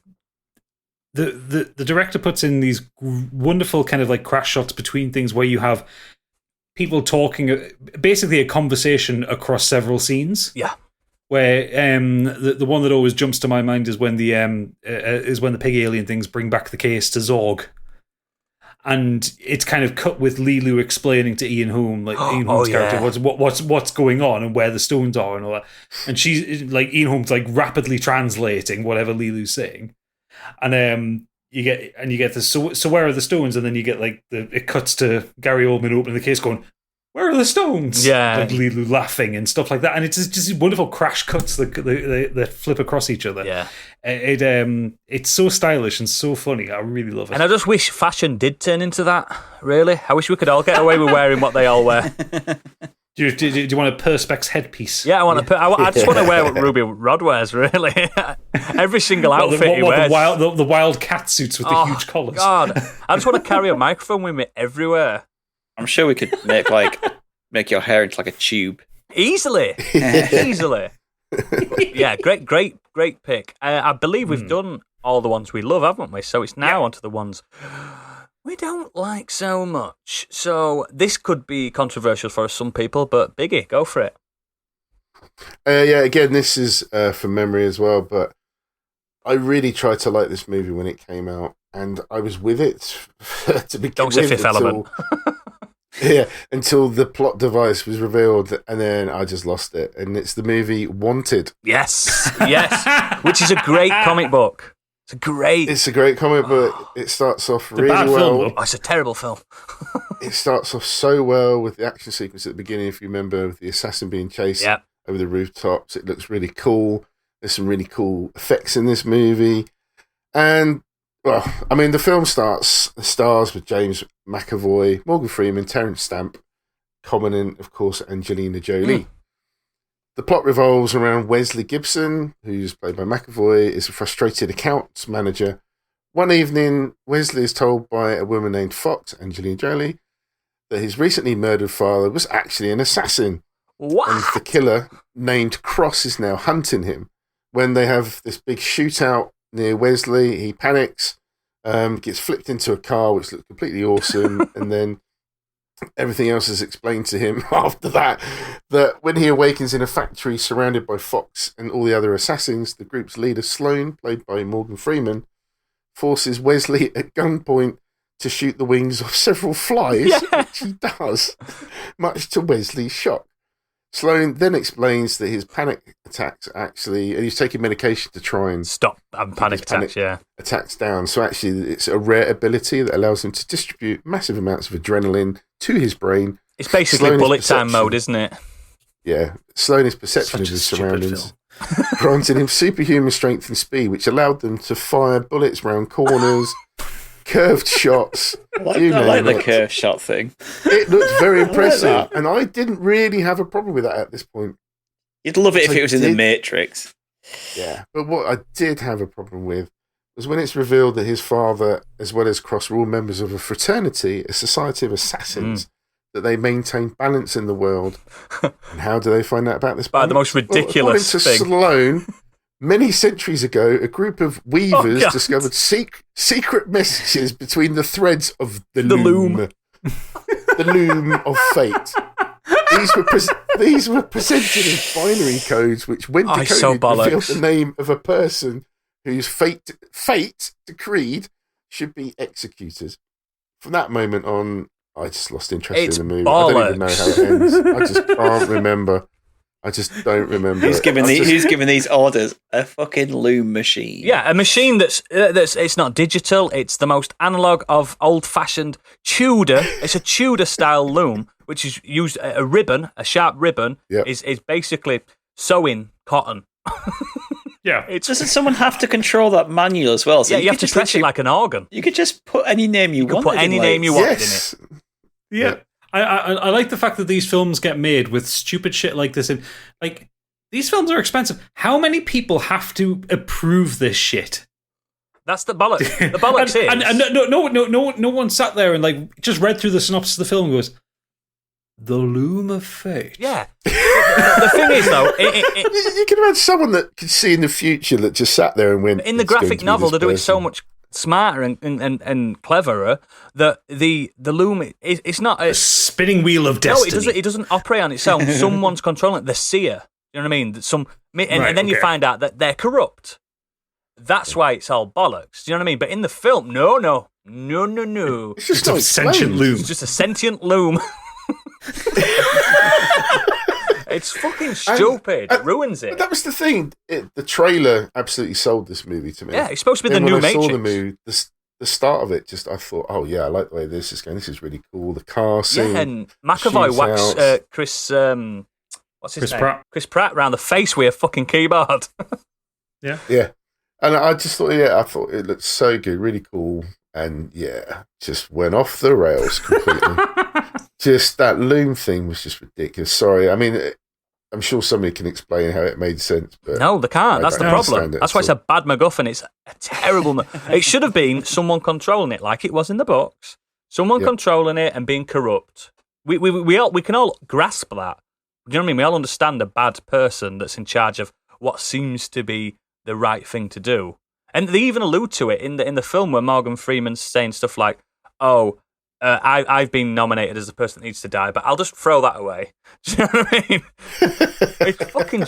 It sucks. It sucks, and it's a shame because it could have been the new Matrix. It had everything going for it. Sexy people doing sexy things. Absolutely. It did look good, but yeah, just poor execution. Yeah. Yeah, shite MacGuffin, man. Wow. Great fucking pull, though. I haven't thought about Wanted for years, and now I'm angry again. That's what I wanted. Hey. Wait, that's all what you did there. Right, my turn now. So I'm going to go on. Now, don't misconstrue this MacGuffin as I believe the film's bad, because I love this film. I want to talk about the golden briefcase in Pulp Fiction. Because there's a lot to this, and Tarantino knew exactly what he was fucking doing. As we all know in real life, it was just a briefcase with a light bulb in it. Of course. But occasionally a camera in it. Occasionally a camera in it, yeah. Vince Vega. so, if you don't know, in Pulp Fiction, it is a very pulp film where it's multiple personalities intertwined in a very similar tale, all orbiting around this briefcase, which is a briefcase that's been requested by the kingpin of crime, Marcellus Wallace. Basically, we need to get that, but it's barely a plot, because it's a Tarantino film, especially an early Tarantino film, where there is barely a plot. It's just an excuse for people to have long dialogues, which I adore, don't get me wrong, I love it. The main thing about this MacGuffin is the fans of the film, how they tell what that MacGuffin is, how they explain it is. There's so many theories that Tarantino's never, ever alluded to at all. He won't even discuss it. He doesn't know. Because basically, he doesn't care. That's probably what it boils down to. He didn't do it for that. The briefcase is literally just a jumping off point for the Exactly. plot. So, some of the theories, a lot of people think it's diamonds, which makes sense, but diamonds aren't gold. Nope. One of the more favourite one is Elvis's gold suit. Yeah. Another one that a lot of people think it's a small nuclear device, which is bollocks. That would be a bit extreme even for Marcellus Wallace. And the main like super conspiracy is a lot of people think it's the soul of Marcellus Wallace is inside there. Yeah, that's right. I mean, to be fair, that one is the most believable thing that Tarantino would put in there. Yeah, it is. I just thought it was it becomes gold. an allegory. Yeah, I just thought it was gold. It's just gold. So that actual conspiracy stems from, it's the most persistent and ingenious theory, is that what is inside the case is nothing short of the soul of gang kingpin Marcellus Wallace, who sold it to Satan and is trying to get it back. The imposing mob boss wears a band-aid on the back of his neck, reportedly because actor Ving Rhames has a scar there and wanted to hide it for the iconic over-the-shoulder shot. But it's also been argued that when the devil takes your soul, he takes it from the back of your neck. And it would also explain why bullets miraculously miss Vincent and Jules in an apartment shooting, which is divine intervention. It's surely more likely to help your ass when you're on soul-saving business. And the briefcase combination, what's the briefcase combination? 666. That's what I found online. And that's the most prominent fan theory that they all... I've always liked that theory. It's clever, but I genuinely believe, as a MacGuffin, I just think Tarantino were like, I like how this looks. Yeah. I like how it looks, and people are going to obsess over it, because I think Pulp Fiction's one of those films that it's not necessarily unreliable narrator or anything like that, but the timeline's unreliable, isn't it? It's all mixed up and interweaved. The timeline's just all over the shop. Like, well, yeah, because you get characters killed in one scene and then they appear in the next scene. Yeah, exactly. And the beginning starts as the ending starts. It's just that beginning and ending. Little fact on that: the continuity area with that. Is there? There is. There is. Oh. Watch the beginning, and what Honey Bunny says at the start is completely different to what she says at the end. Nice. So there is And unreliable narration. whether he noticed, whether he fucked that up or not, I don't know. I think he said it's intentional. He but will do that. I think he just fucked up the editing. It's his and second film. He was still learning. I mean, Reservoir Dogs has the worst continuity errors known to man. There's full pools of blood that have disappeared. As a slight aside, after last week's podcast, I watched Game Night this week. I didn't mention it before, but yeah, I watched Game Night this week, and the reference to Pulp Fiction that happens in that, I nearly died laughing. All right, I still haven't seen So Game good. Night yet. But yeah, I think as a MacGuffin, I think it's so lackluster for the actual story, because I'm not talking Ark of the Covenant style thing, but the story could have continued without that. It could have just been owed money or owed debt or an owed favour, because it's just a briefcase. You know what I mean? It could be anything. And it's only referenced at the start of the film when they go into the apartment to get it, and then in the restaurant at the end. Yeah. And when Vincent and Marcellus is telling his name? he's telling, I want you to get it. You know what I mean? That kind of thing. But there's that's also the only time it's referenced. People think it's to do with the betting that they had with Butch's character with the boxing. That's right. People think there's money. It's just it for me, a MacGuffin is something like the Infinity Stone, something that matters, and this doesn't matter at all. It's so shite. That scene when they tried to shoot Vincent and the divine intervention. Jules, I just love the way after the bullets have stopped and they just turn around and look behind them. Yeah. So good. They both so, raise their so guns good. in sync. It's an incredible film that doesn't need it. That's what I'm saying. Shit MacGuffin that's not needed. Won't we on 27 years later? Still discussing it? Still having fan theories about it? Yeah, it's left an impact. There are theories, yeah. I think on his deathbed he'll just be like, "What? It was gold. It was." Oh. It was a Game Boy. It was a light bulb. It was feet porn. Yeah, probably. Yeah, it was definitely that, wasn't it? Uma Thurman's feet, a picture of it. Yeah. Oh, God.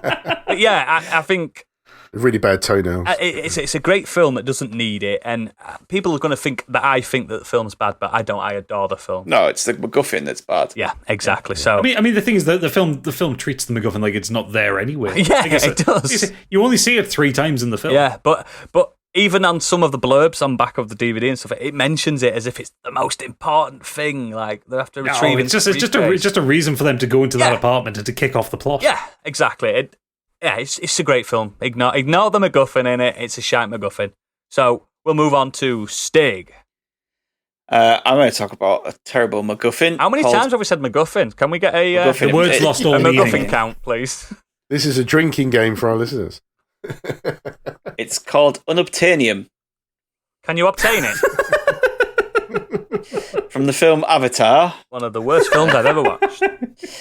And it is just an absolutely pointless MacGuffin that we just never actually find out what it's for. A shite name as well. Yeah, it has. That's the worst thing about it. That just hard to get to just took me out of the movie completely. Like before anything else happened, we're going for Unobtainium. It's like just like it sounds like why could I call it Element Zero or like they could just Super call Gold? it anything, but they called it something that's just that sounds like it's hard to get. Like it's like the name Can you is. imagine them around the table? Doesn't exist Let's here. call it "Can't Get Hold of Enium." No. This is hard to get them. Yeah, Like it could have been. shy. Rare vibranium? No. Yeah, it was just. But the problem is with it is that it's never really explained why the humans Why they need it? why they need it, why are they raging war on the Navi, and why are they on this planet, and why are they going through all this strenuous, like. But they just mention it's stuff precious about- metal, which it's not of fuel. of making these avatar system of setting all this stuff up to send people into the Navi camps and infiltrate them and do all this. Like, we're not told why. We're just told that they want unobtainium. That and it's guy like, wants why? it. Why do you want it? Is it like, yes, it's precious and it's worth trillions, but trillions to who? What is it? Some kind of Diamond. precious metal that could or can it cure diseases, Yeah. or is it radioactive so it could Fuel. be the most destructive bomb in the world, like in the universe? Or is it like a fuel that could last for years and years and years, like a drop of it? Or is could it just last Navi manure? Yeah, like what the fuck is it? Why do we care? Why are humans on this planet waging war on this planet and on this civilization and This sentient everything? civilization. They're not Yeah. just attacking insects. Yeah, It's a why are they sentient there? people. What is unobtainium? What are we there for? Why are we watching these people? And that's it, really. It's shit. garbage, mate. It's proper it's a- garbage. It's an awful MacGuffin to get people on this planet to tell a retelling of Pocahontas. Yeah. I always love when science fiction films like come up with like a new element or a new a new thing that they need to mine out of a Yeah. planet or whatever. Spice melange. Because none of them get it right. Like look at like Dune. It takes them fucking ages to explain what the spice is. Or It's like heroin. yeah, It's in everything. Yeah. the best one I've ever seen, and like the most perfect way to kind of explain that kind of thing is how they do it in Captain America when they explain what vibranium is. Yes. Yeah. Because they literally say this is made of vibranium and pull out the shield and show you exactly It's what it's from good a meteorite for that in that landed in second. Wakanda. Yeah, but it's like Yeah. from you hearing the name to seeing what it's good for, it's like Yeah. 20 seconds. Yeah. And they say vibranium is the hardest substance known to man. Fair enough. We've got you. We understand it. Yeah, perfect, Yeah. great. But yeah, you get these ones where they just pull a name out their arse, like unobtainium. Like when you put that on our Discord, I just fucking giggled. What for if you 5 find minutes. out? What if they found out It's that such a stupid name, such a unobtainium was stupid something film. shite, like a really potent Viagra or some kind of fucking just It's just bollocks.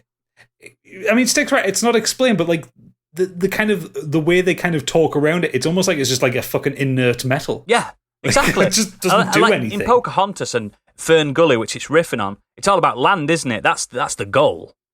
Like more land. That's why the English and the Spanish came to Pocahontas and tried to destroy that civilization. Because the land, same with Fern Gully, it's all about deforestation.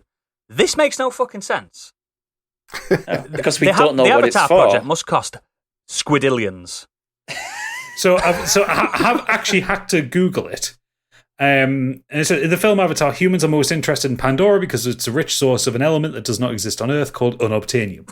In the film, unobtainium from Pandora is used to generate energy on Earth. Wow. That's all the explanation you get. So they obviously don't understand what nuclear energy is or hydro energy or anything like that on Earth anymore. Bollocks. Yeah, the Wind. wind. The problem is, though, the name unobtainium is actually a word in the English language, and it's used by engineers to explain something that doesn't exist. Ah. Just James Cameron trying to be clever. So, right, okay, like fine. So they say that it's energy, but it's The guy in it, the main bad guy. It'd be he's more, all it about would make money, more isn't sense it? if they'd make more sense. Yeah, if they said like Earth is on its last It's legs, fucked. we have no Yeah. oil left, we have no nuclear power left, we have no like stuff like we can't with power our rise- cities. We can't power our we can't power our cities, we can't power our hospitals, we can't do anything. We need something. Get us to understand why you are attacking this Instead, it's just that civilization. guy that wants profit, isn't it? But instead, it just looks like it's just horrible, rah-rah, gun-ho, military people shooting like a Natives. peaceful civilization for no reason. Yeah. Yeah, it's why make us. I'm not say care, but make us understand why you are doing this. Not just say, "Oh, Yeah, you need to be invested. You're right. I mean, Yeah, like- why did this film become the biggest successful film in history at one because point? of the 3D Hype. bullshit around it." Fucking hell, people were bored that month. Fucking hell. But yeah, unobtainium is absolute shite. I'd love to see someone like fire back at us and say, "Oh yeah, I love Avatar and obtaining it is a great MacGuffin," and stuff like that. No. Okay, if you love Avatar, that's fine. At the time, it had some brilliant like visuals. The story, the visuals are what sold it And for me more. The great Sam Worthington. But the script and the story had been done before. His charisma is unobtainium. Hey, but yeah, like it's fine if you like Avatar. I can see reasons why, Yeah. but like, It looks the great. MacGuffin in it is an absolute shit one. It is, mate. Perfect. In fact, probably the hardest to top out of all of them we've discussed today is the shitest. It is fucking crap. Right, Gadget. What you got? Okay, so I've got one. It may top it. It all depends on how you feel towards this game. Because I want to talk about Fallout 4, and I want to talk about the main character's son, Sean. Oh God. Oh God. Yeah. No. So at the start of no. So the start of Fallout 4, you know, you pick whether you're playing. It's Nick or Nora? Nick or Nora. Yeah. You pick your character. You exist in this world of, you know, retrofuturism, 1950s, wedded bliss. Yes, the Jetsons. You have the new son, Sean. You have a floating robot with a buzzsaw on it. Who's And your fire butler. underneath it. And that's from a film, isn't it? Nick and Nora's Infinite Playlist. Yeah. That's the link. Or is it? Oh no, sorry, it's not Nick. It's Nate. Nathan. right. Nathan's the male soul survivor. That's where I'm getting confused. But yeah, Nora's definitely the woman. But yeah, so you're introduced to your baby Sean, and you see him. He looks as good as anything in the creation engine can look. No, he looks horrible. Like that's the joke. Oh, I'm gonna say all looks babies like look a horrible potato. in games. No. He looks like a potato. Yeah, except BB. BB looks incredible. Yeah. Oh yes, because Kojima knows what he's doing. Then, of course, you know the nuclear apocalypse happens, and you're rushed to Vault 111, which is conveniently just round the corner. From It's where behind you his house. It is literally behind his house, and you are sequestered. You are sequestered away in cryogenic pods to await a time when it's safe to. They just think enter it's out into the world. they're just getting deloused or something, don't they? Yeah. Oh yeah, they're absolutely lied to. It's proper Voltec bullshit. Let's just clean you up, guys. Get in here. It's a shower. Frozen. Yeah. I think that's actually literally what they say. So you get in your pod, and the pod in front of you is basically the spouse that you didn't pick. Yes. So if you pick Nora, it'll be Nate, or vice versa. Is there holding Sean, and your pod kind of malfunctions a bit, and you kind of wake up from your cryo sleep a little bit to see, oh my god, to see Kellogg, a bald man with a giant gun. That has nothing to do with cereals. No, steal the baby from your partner and murder them. Yeah, I don't get why he shoots Take them. your baby. Because he fights back. He's a bastard. Literally all it is. They could have just taken the baby and slammed the door shut again, but no, they had to shoot him.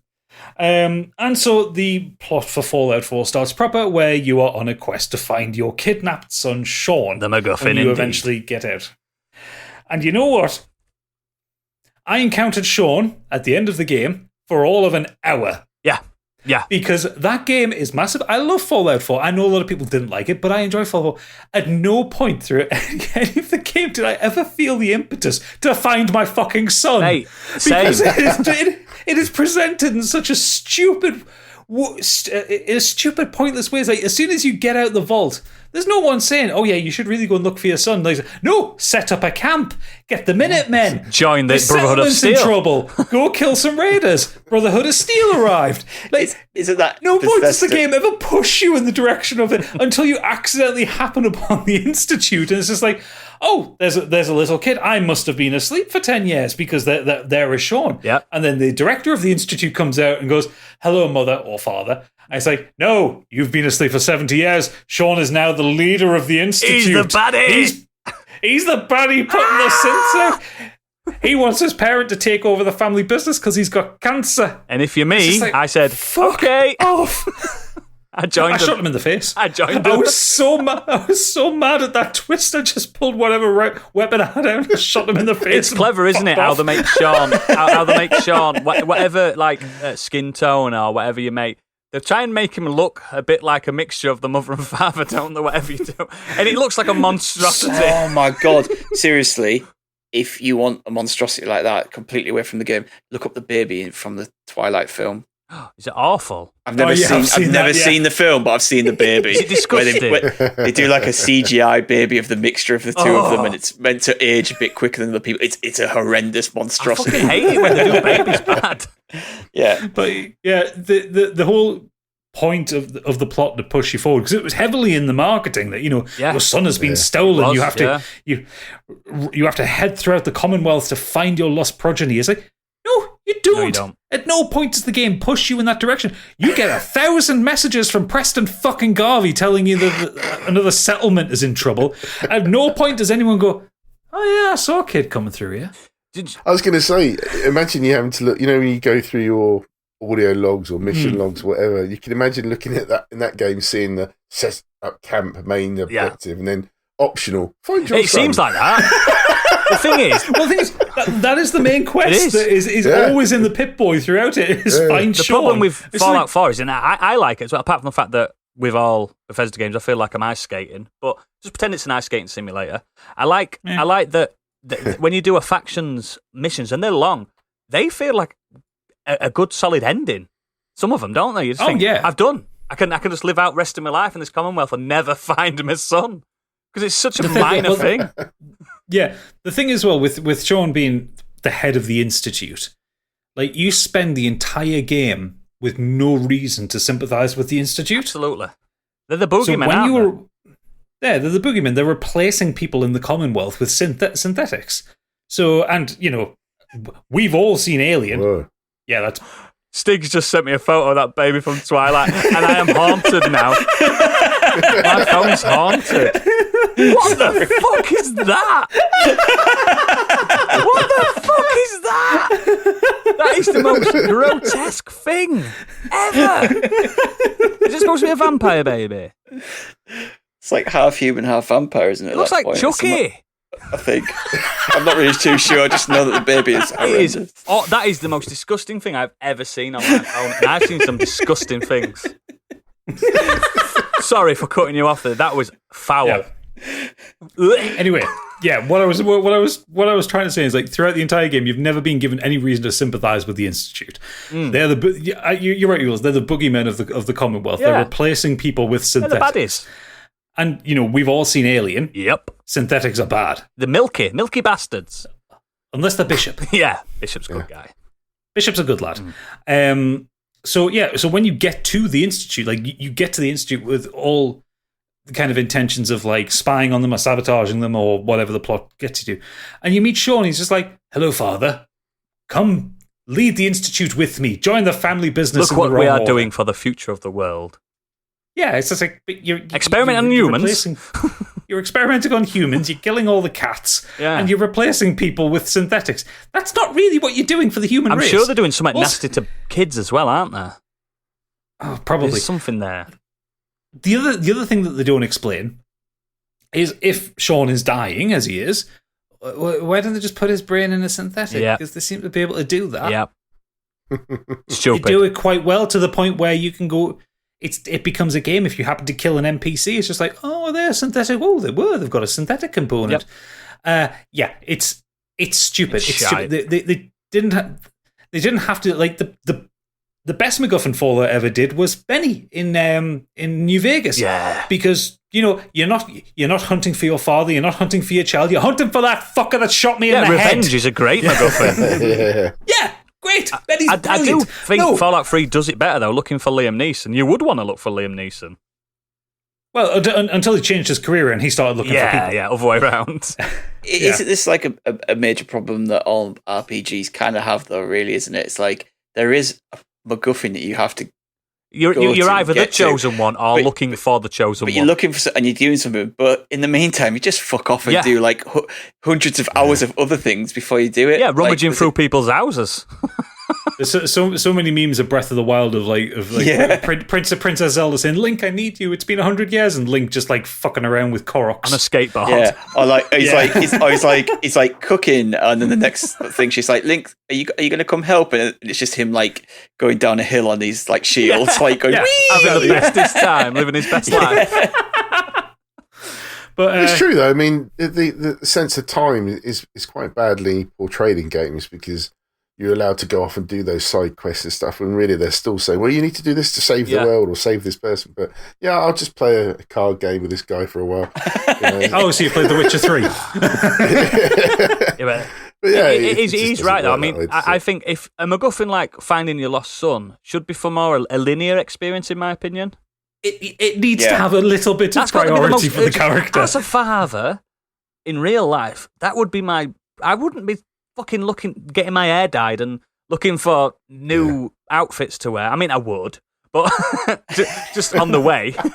It would be a passing interest. Yeah, but that's a nice hat. I'd wear that. But yeah, it's so you certainly weird. wouldn't be setting up a settlement. No time for that. My son's missing, and for all I know, he's a baby. The railroad. It's so fucking stupid, man. Yeah. I feel bad that Candy's not here to defend her love.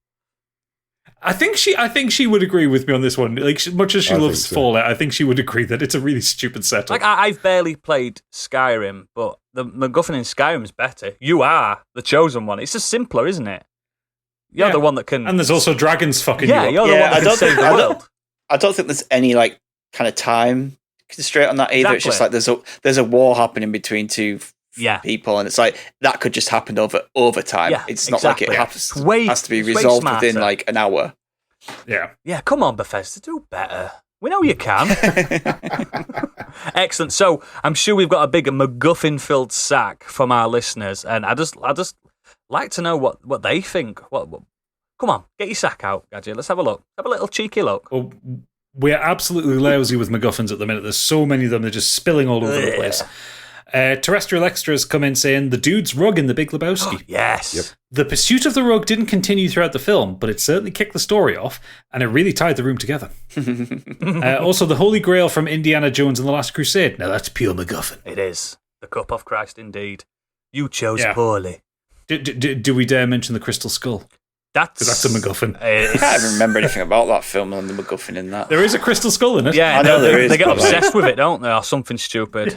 And then you got the Sankara stones as well in Temple of Doom. Oh, none Shabai. Isn't like? Well, I mean, the whole Indiana Jones he's collecting artifacts, isn't he? Like, it belongs in a museum. Yeah. But like the Holy Grail is probably like the most sought after MacGuffin in history across history, really, isn't it? Yeah. It's the ultimate, isn't it? The Fountain of Youth, the Holy Grail. Yeah. Leroy Francisco has said, not sure what time you guys record, but I'll add this to the conversation. It's fucking ridiculous they made Luke Skywalker into a MacGuffin. They did. This is the decision that set the sequel trilogy up for failure. The balance of the Force. I kind of agree with him there. It's J.J. Abrams all over, isn't it? Yeah. Just like setting something up and then just fucking off and letting someone else figure it out. What a dick. Oh, R2-D2 had it all this time. R2's not turned himself on since Luke left. I mean, R2, you probably could have helped us out a lot here. We could have got Luke back a long time ago if you'd have just turned on. Dickhead. Oh, he's USB-C, that was it. We only had the A charger. That's what it must have been. Yeah, that's such a stupid load of shite. Ugh, Star Wars, why did you do this to yourself? Bobby Wayne has said Biggie's OnlyFans is the biggest MacGuffin. It's a major selling point for the Patreon, often talked about in the podcast. I've yet to get any feet pics from him. Yeah, we're holding that at arm's length, really, because we know the second we unleash it, we don't have to record ever again. We could just make money off that. I mean, there was also like the Ark of the Covenant, though. Yeah, unleash it and we're all melting. Melting into the pure sexiness. Close your eyes. You'll just lose all libido after seeing it because nothing's going to be that sexy. There's the issue about sexually explicit content. We just had to pull back a bit because, you know. Yeah, we have to pull it back. Wink. Moving on.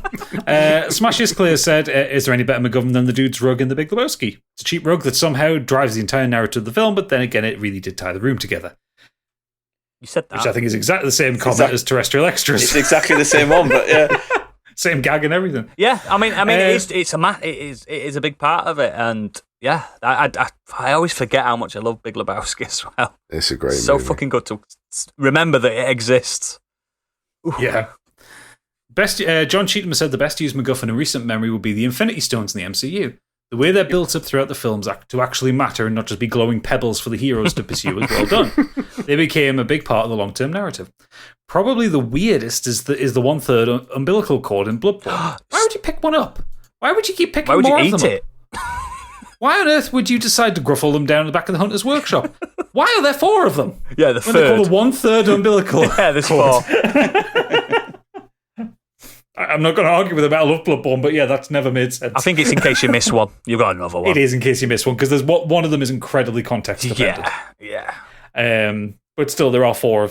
Get them out. Delicious.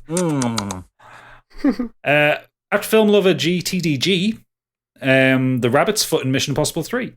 J.J. Abrams has always used MacGuffins in his works, but with this particular one, it helped reset the the Mission Impossible series for the better. Yeah, it did. Like, after 2, which was just horrendous. Yeah. 3 was... What are you talking about? It was John Woo. 2's got the Metallica song as well. It does. Long-haired Tom Cruise. I'd like that, actually, that intro. No, it was Limp Bizkit. Limp Bizkit intro on it, yeah. Yeah. Like, I think, there's some of J.J. Abrams I like, some I don't like, but I think this one worked really well. I agree. One of my favourite Mission Impossibles. Yeah, definitely. At Bricked Pit says Maltese Falcon and the One Ring were top. I actually can't remember the bad ones we discussed. Did we discuss? No, they did a MacGuffins episode themselves, so I asked them, like... Are we copying them? No. Oh. But I asked them what were their favourites and what were their The bad One ones. Ring is a huge one, but obviously the films... Kind of obvious. They don't change from the books, and it's just... I think as a narrative plot device, it's a nuclear bomb, isn't it? It's easy to... Yeah. I think it works. It works. Best Boy Angry Kurt has come in saying Bernard's Watch. Yeah, Bernard's Watch. It's a MacGuffin, and it makes him be naughty, especially Bernard 2. Oh, God, Bernard 2, he's such a bastard. But his email then goes on to say, my suggestion for this topic is one of my favourite Christmas films, Turbo Man from Jingle All the Way. Get the Turbo Man. Which I agree with him so much on this one. It's such a lovely film and so Don't stupid. eat my wife's cookies. Something like that. You went from Arnie to the Cookie Monster there. Put the cookie down! Put the cookie down! I think this is pretty much a perfect example of a MacGuffin, as the whole plot of the film centres around 2 rival dads trying to get their hands on the elusive action figure. It's a lot of fun to watch. Yeah. It is. It's this big dumb It reminds Christmas me, film. Kurt won't remember this because he was probably a twinkle in his dad's eye, but remember the Teletubby fever back in the 90s where people were fighting each other for Teletubby dolls, little... Well, that was insane. It was the same with when the Turtles came out and when Transformers came out. Like each Christmas, there were just people going mad for them. And the PlayStation 5, remember that? Still haven't got one. Still ongoing, mate. Haven't got one. Also, shout out to the Krabby Patty from SpongeBob SquarePants, which is centre stage of many episodes whenever Plankton comes up with a plot to steal its secret recipe. Yeah, especially in the film as well, the first film. There's a lot to do with the Krabby Patties, Goofy Goobers and all that kind of nonsense. I've always been, back when it came out, I was always pretty stoned watching SpongeBob SquarePants, so it's quite emotional when you watch how much to love those burgers. Nimrod Hicks has said, Dear Mundane Expressions. Well, the definition I'm using for this is, quote unquote, a MacGuffin is an object, device, or event that is necessary to the plot and the motivation of the characters, but insignificant, unimportant, or irrelevant in itself. There you go. Therefore, my vote goes to any sporting trophy or medal. No one really cares that much about a piece of metal with coloured ribbons on it, but to be victorious and call yourself world, Olympic, European, or whatever champion is the real motivation. Many trophies are revered, of course, but it's the victory the trophy represents that is the real prize, and therefore, for me, at least represents the ultimate MacGuffin. Other than that, Tarantino's use of a briefcase in Pulp Fiction is a must-mention. Clever man. But he's right, though, because, you have to give these trophies back. So it's like, they don't care about the trophy, it's the title, Not unless you win them 5 times, mate. I was just going to say that. All right. Usually, you have to give these trophies back, or these belts, or these everything like that. Yeah, it's the title you want. You get replicas, don't you? Yeah. I know, You get fakes. I'll mention the wrestling, Biggie. But yeah, I know most wrestlers get replicas made up to commemorate when they won They can a wear certain in title. and stuff. Yeah. Yeah. Do you see that clip on the Twitter with the Olympic athlete when she walked through the metal detector in the airport. Yeah, she's I love that. I haven't got anything on me. Oh, wait. What's this? She brings out the medal. She's like, yeah. That was superb. Love it. Ray's come in with what might possibly be my favourite email of the year, if I'm perfectly honest. Wow. Hi, Modern Escapism. I can hardly think of any MacGuffin more versatile than Matt Damon. Yes. He is the MacGuffin in everything he's in. Mr. Damon's journey began in 1944 as a paratrooper on D-Day. Unbeknownst to him, 3 of his brothers were killed earlier, and an operation was launched to search for him in order to save the last son of his mother. Until this day, Matt still feels he does not deserve the rescue, but he held on to Captain Miller's parting words: earn it, live up to the sacrifice made by his comrades. Earn it he did. He was recruited to the Ares 3 mission to Mars. However, due to a loose satellite dish, he missed the return ship. Hardened by his military experience, Matt demonstrated his optimism by being resourceful in establishing communication with Earth and pioneering potato cultivation on the Red Planet while constantly telling bad jokes. Meanwhile, people on Earth banded together, launching a daring rescue mission to bring him home. Being in danger and rescued twice did not temper Matt's desires for adventure. Recent news states he volunteered to travel through a wormhole near Saturn searching for inhabitable planets. Let's wish him good luck for not earning himself another rescue. I love you, Ray. That was amazing. I just imagine and after World War II, he became a janitor at a college, and then he became a spy, but lost his memory. But finally, you can throw them. Last time we saw him, he's gone through a wormhole, and we haven't seen him since. Yeah. His memory was the MacGuffin. I fucking love that. That is fucking top notch. I'm glad I don't read our emails before we do them. Oh. Yeah, I was specifically waiting for your reactions on that one. I fucking love that. Oh, and I know he listens to this as well, Matt Damon, so he'll enjoy that himself. Yeah, friend of the show. Yeah. Your man has come in again, Bobby Wayne. Not content with Biggie's OnlyFans. He's actually sent an email saying, hello to you all. I think that movie MacGuffins are a dime a dozen, so I'd like to talk about the biggest recurring video game MacGuffin of all, the Triforce. Shit, yeah. A golden relic left behind when the 3 goddesses Din, Faro, and Naryu created the world. It is much sought after treasure of the villain, usually Ganon, as it grants the owner unlimited wishes. Through the course of most games, the Triforce winds up split into its 3 constituent parts, the Triforces of power, wisdom, and courage, with our hero Link either in possession of the courage or on a quest to retrieve it. Regardless of how the story goes across the multiple iterations, though, the Triforce is relegated to being a plot device and nothing more. Even when finally getting the Triforce of Courage, Link's main benefit comes from the items he obtains upon the way. The worst offence comes in Wind Waker, when the player has the tedious task of collecting 8 fragments of it from underwater after deciphering a series of treasure maps. Wind Waker does, however, make some use of the completed Triforce when King Daphnes uses it to flood Hyrule before Ganondorf can get his hands on it. A magnificent cutscene. I feel after all these years, the Triforce has been a little overused and personally prefer when the developers decide to throw a fucking moon at the planet instead. That's how you set the stakes and drive a plot. Rob's such a fucking nerd. You wouldn't think he was, but he is. He's such a fucking nerd. Yeah. I guess I liked in Breath of the Wild that the Triforce was just kind of like decoration. I always forget why they're after the I didn't know it granted wishes, and I've played nearly every Zelda game. I didn't know that. No one really plays a Zelda game for the plot, though, do they? Oh, wow! I didn't know. I mean, Wind Waker, yeah. That I remember it fondly. That moment. This similar moment in I think Spirit Tracks, the train one. There's very similar moments in that. But yeah. Fuck, what a MacGuffin! MacGuffin. But that's the end of the mailbox. Wow.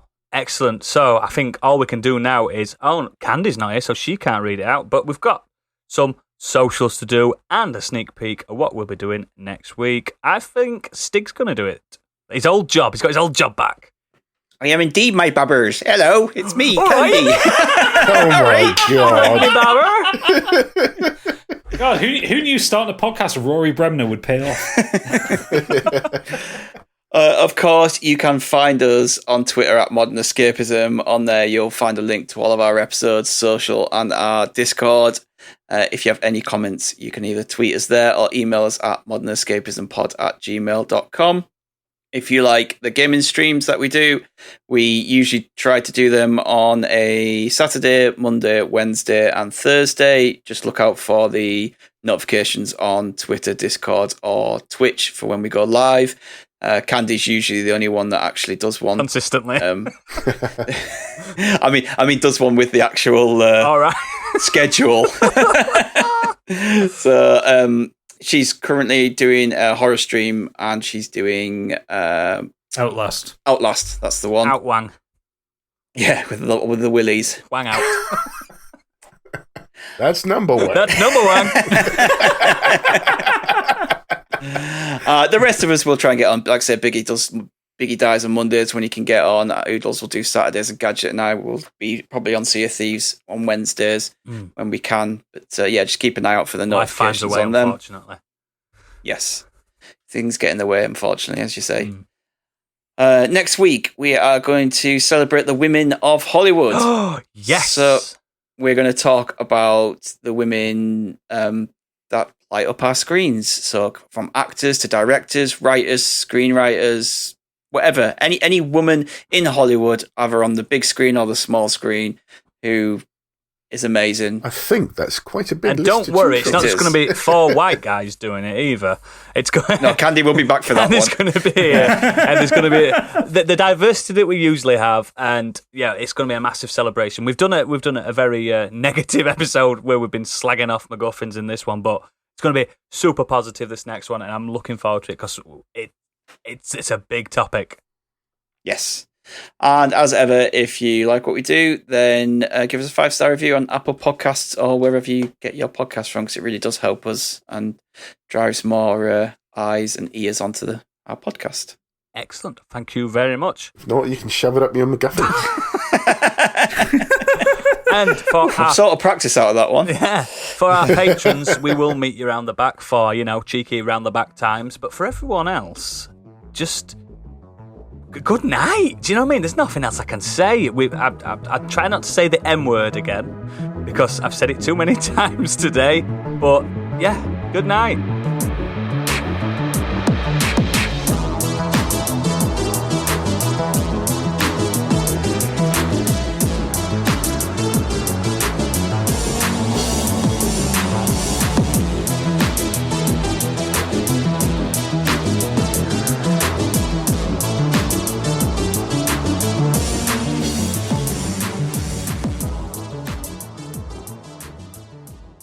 My kids are wrestling. I'm just trying to go to sleep, I think. Mine don't exist. Would you like one? No. One of mine. No. I recommend the boy one. He's older and he can feed himself. The girl one can't.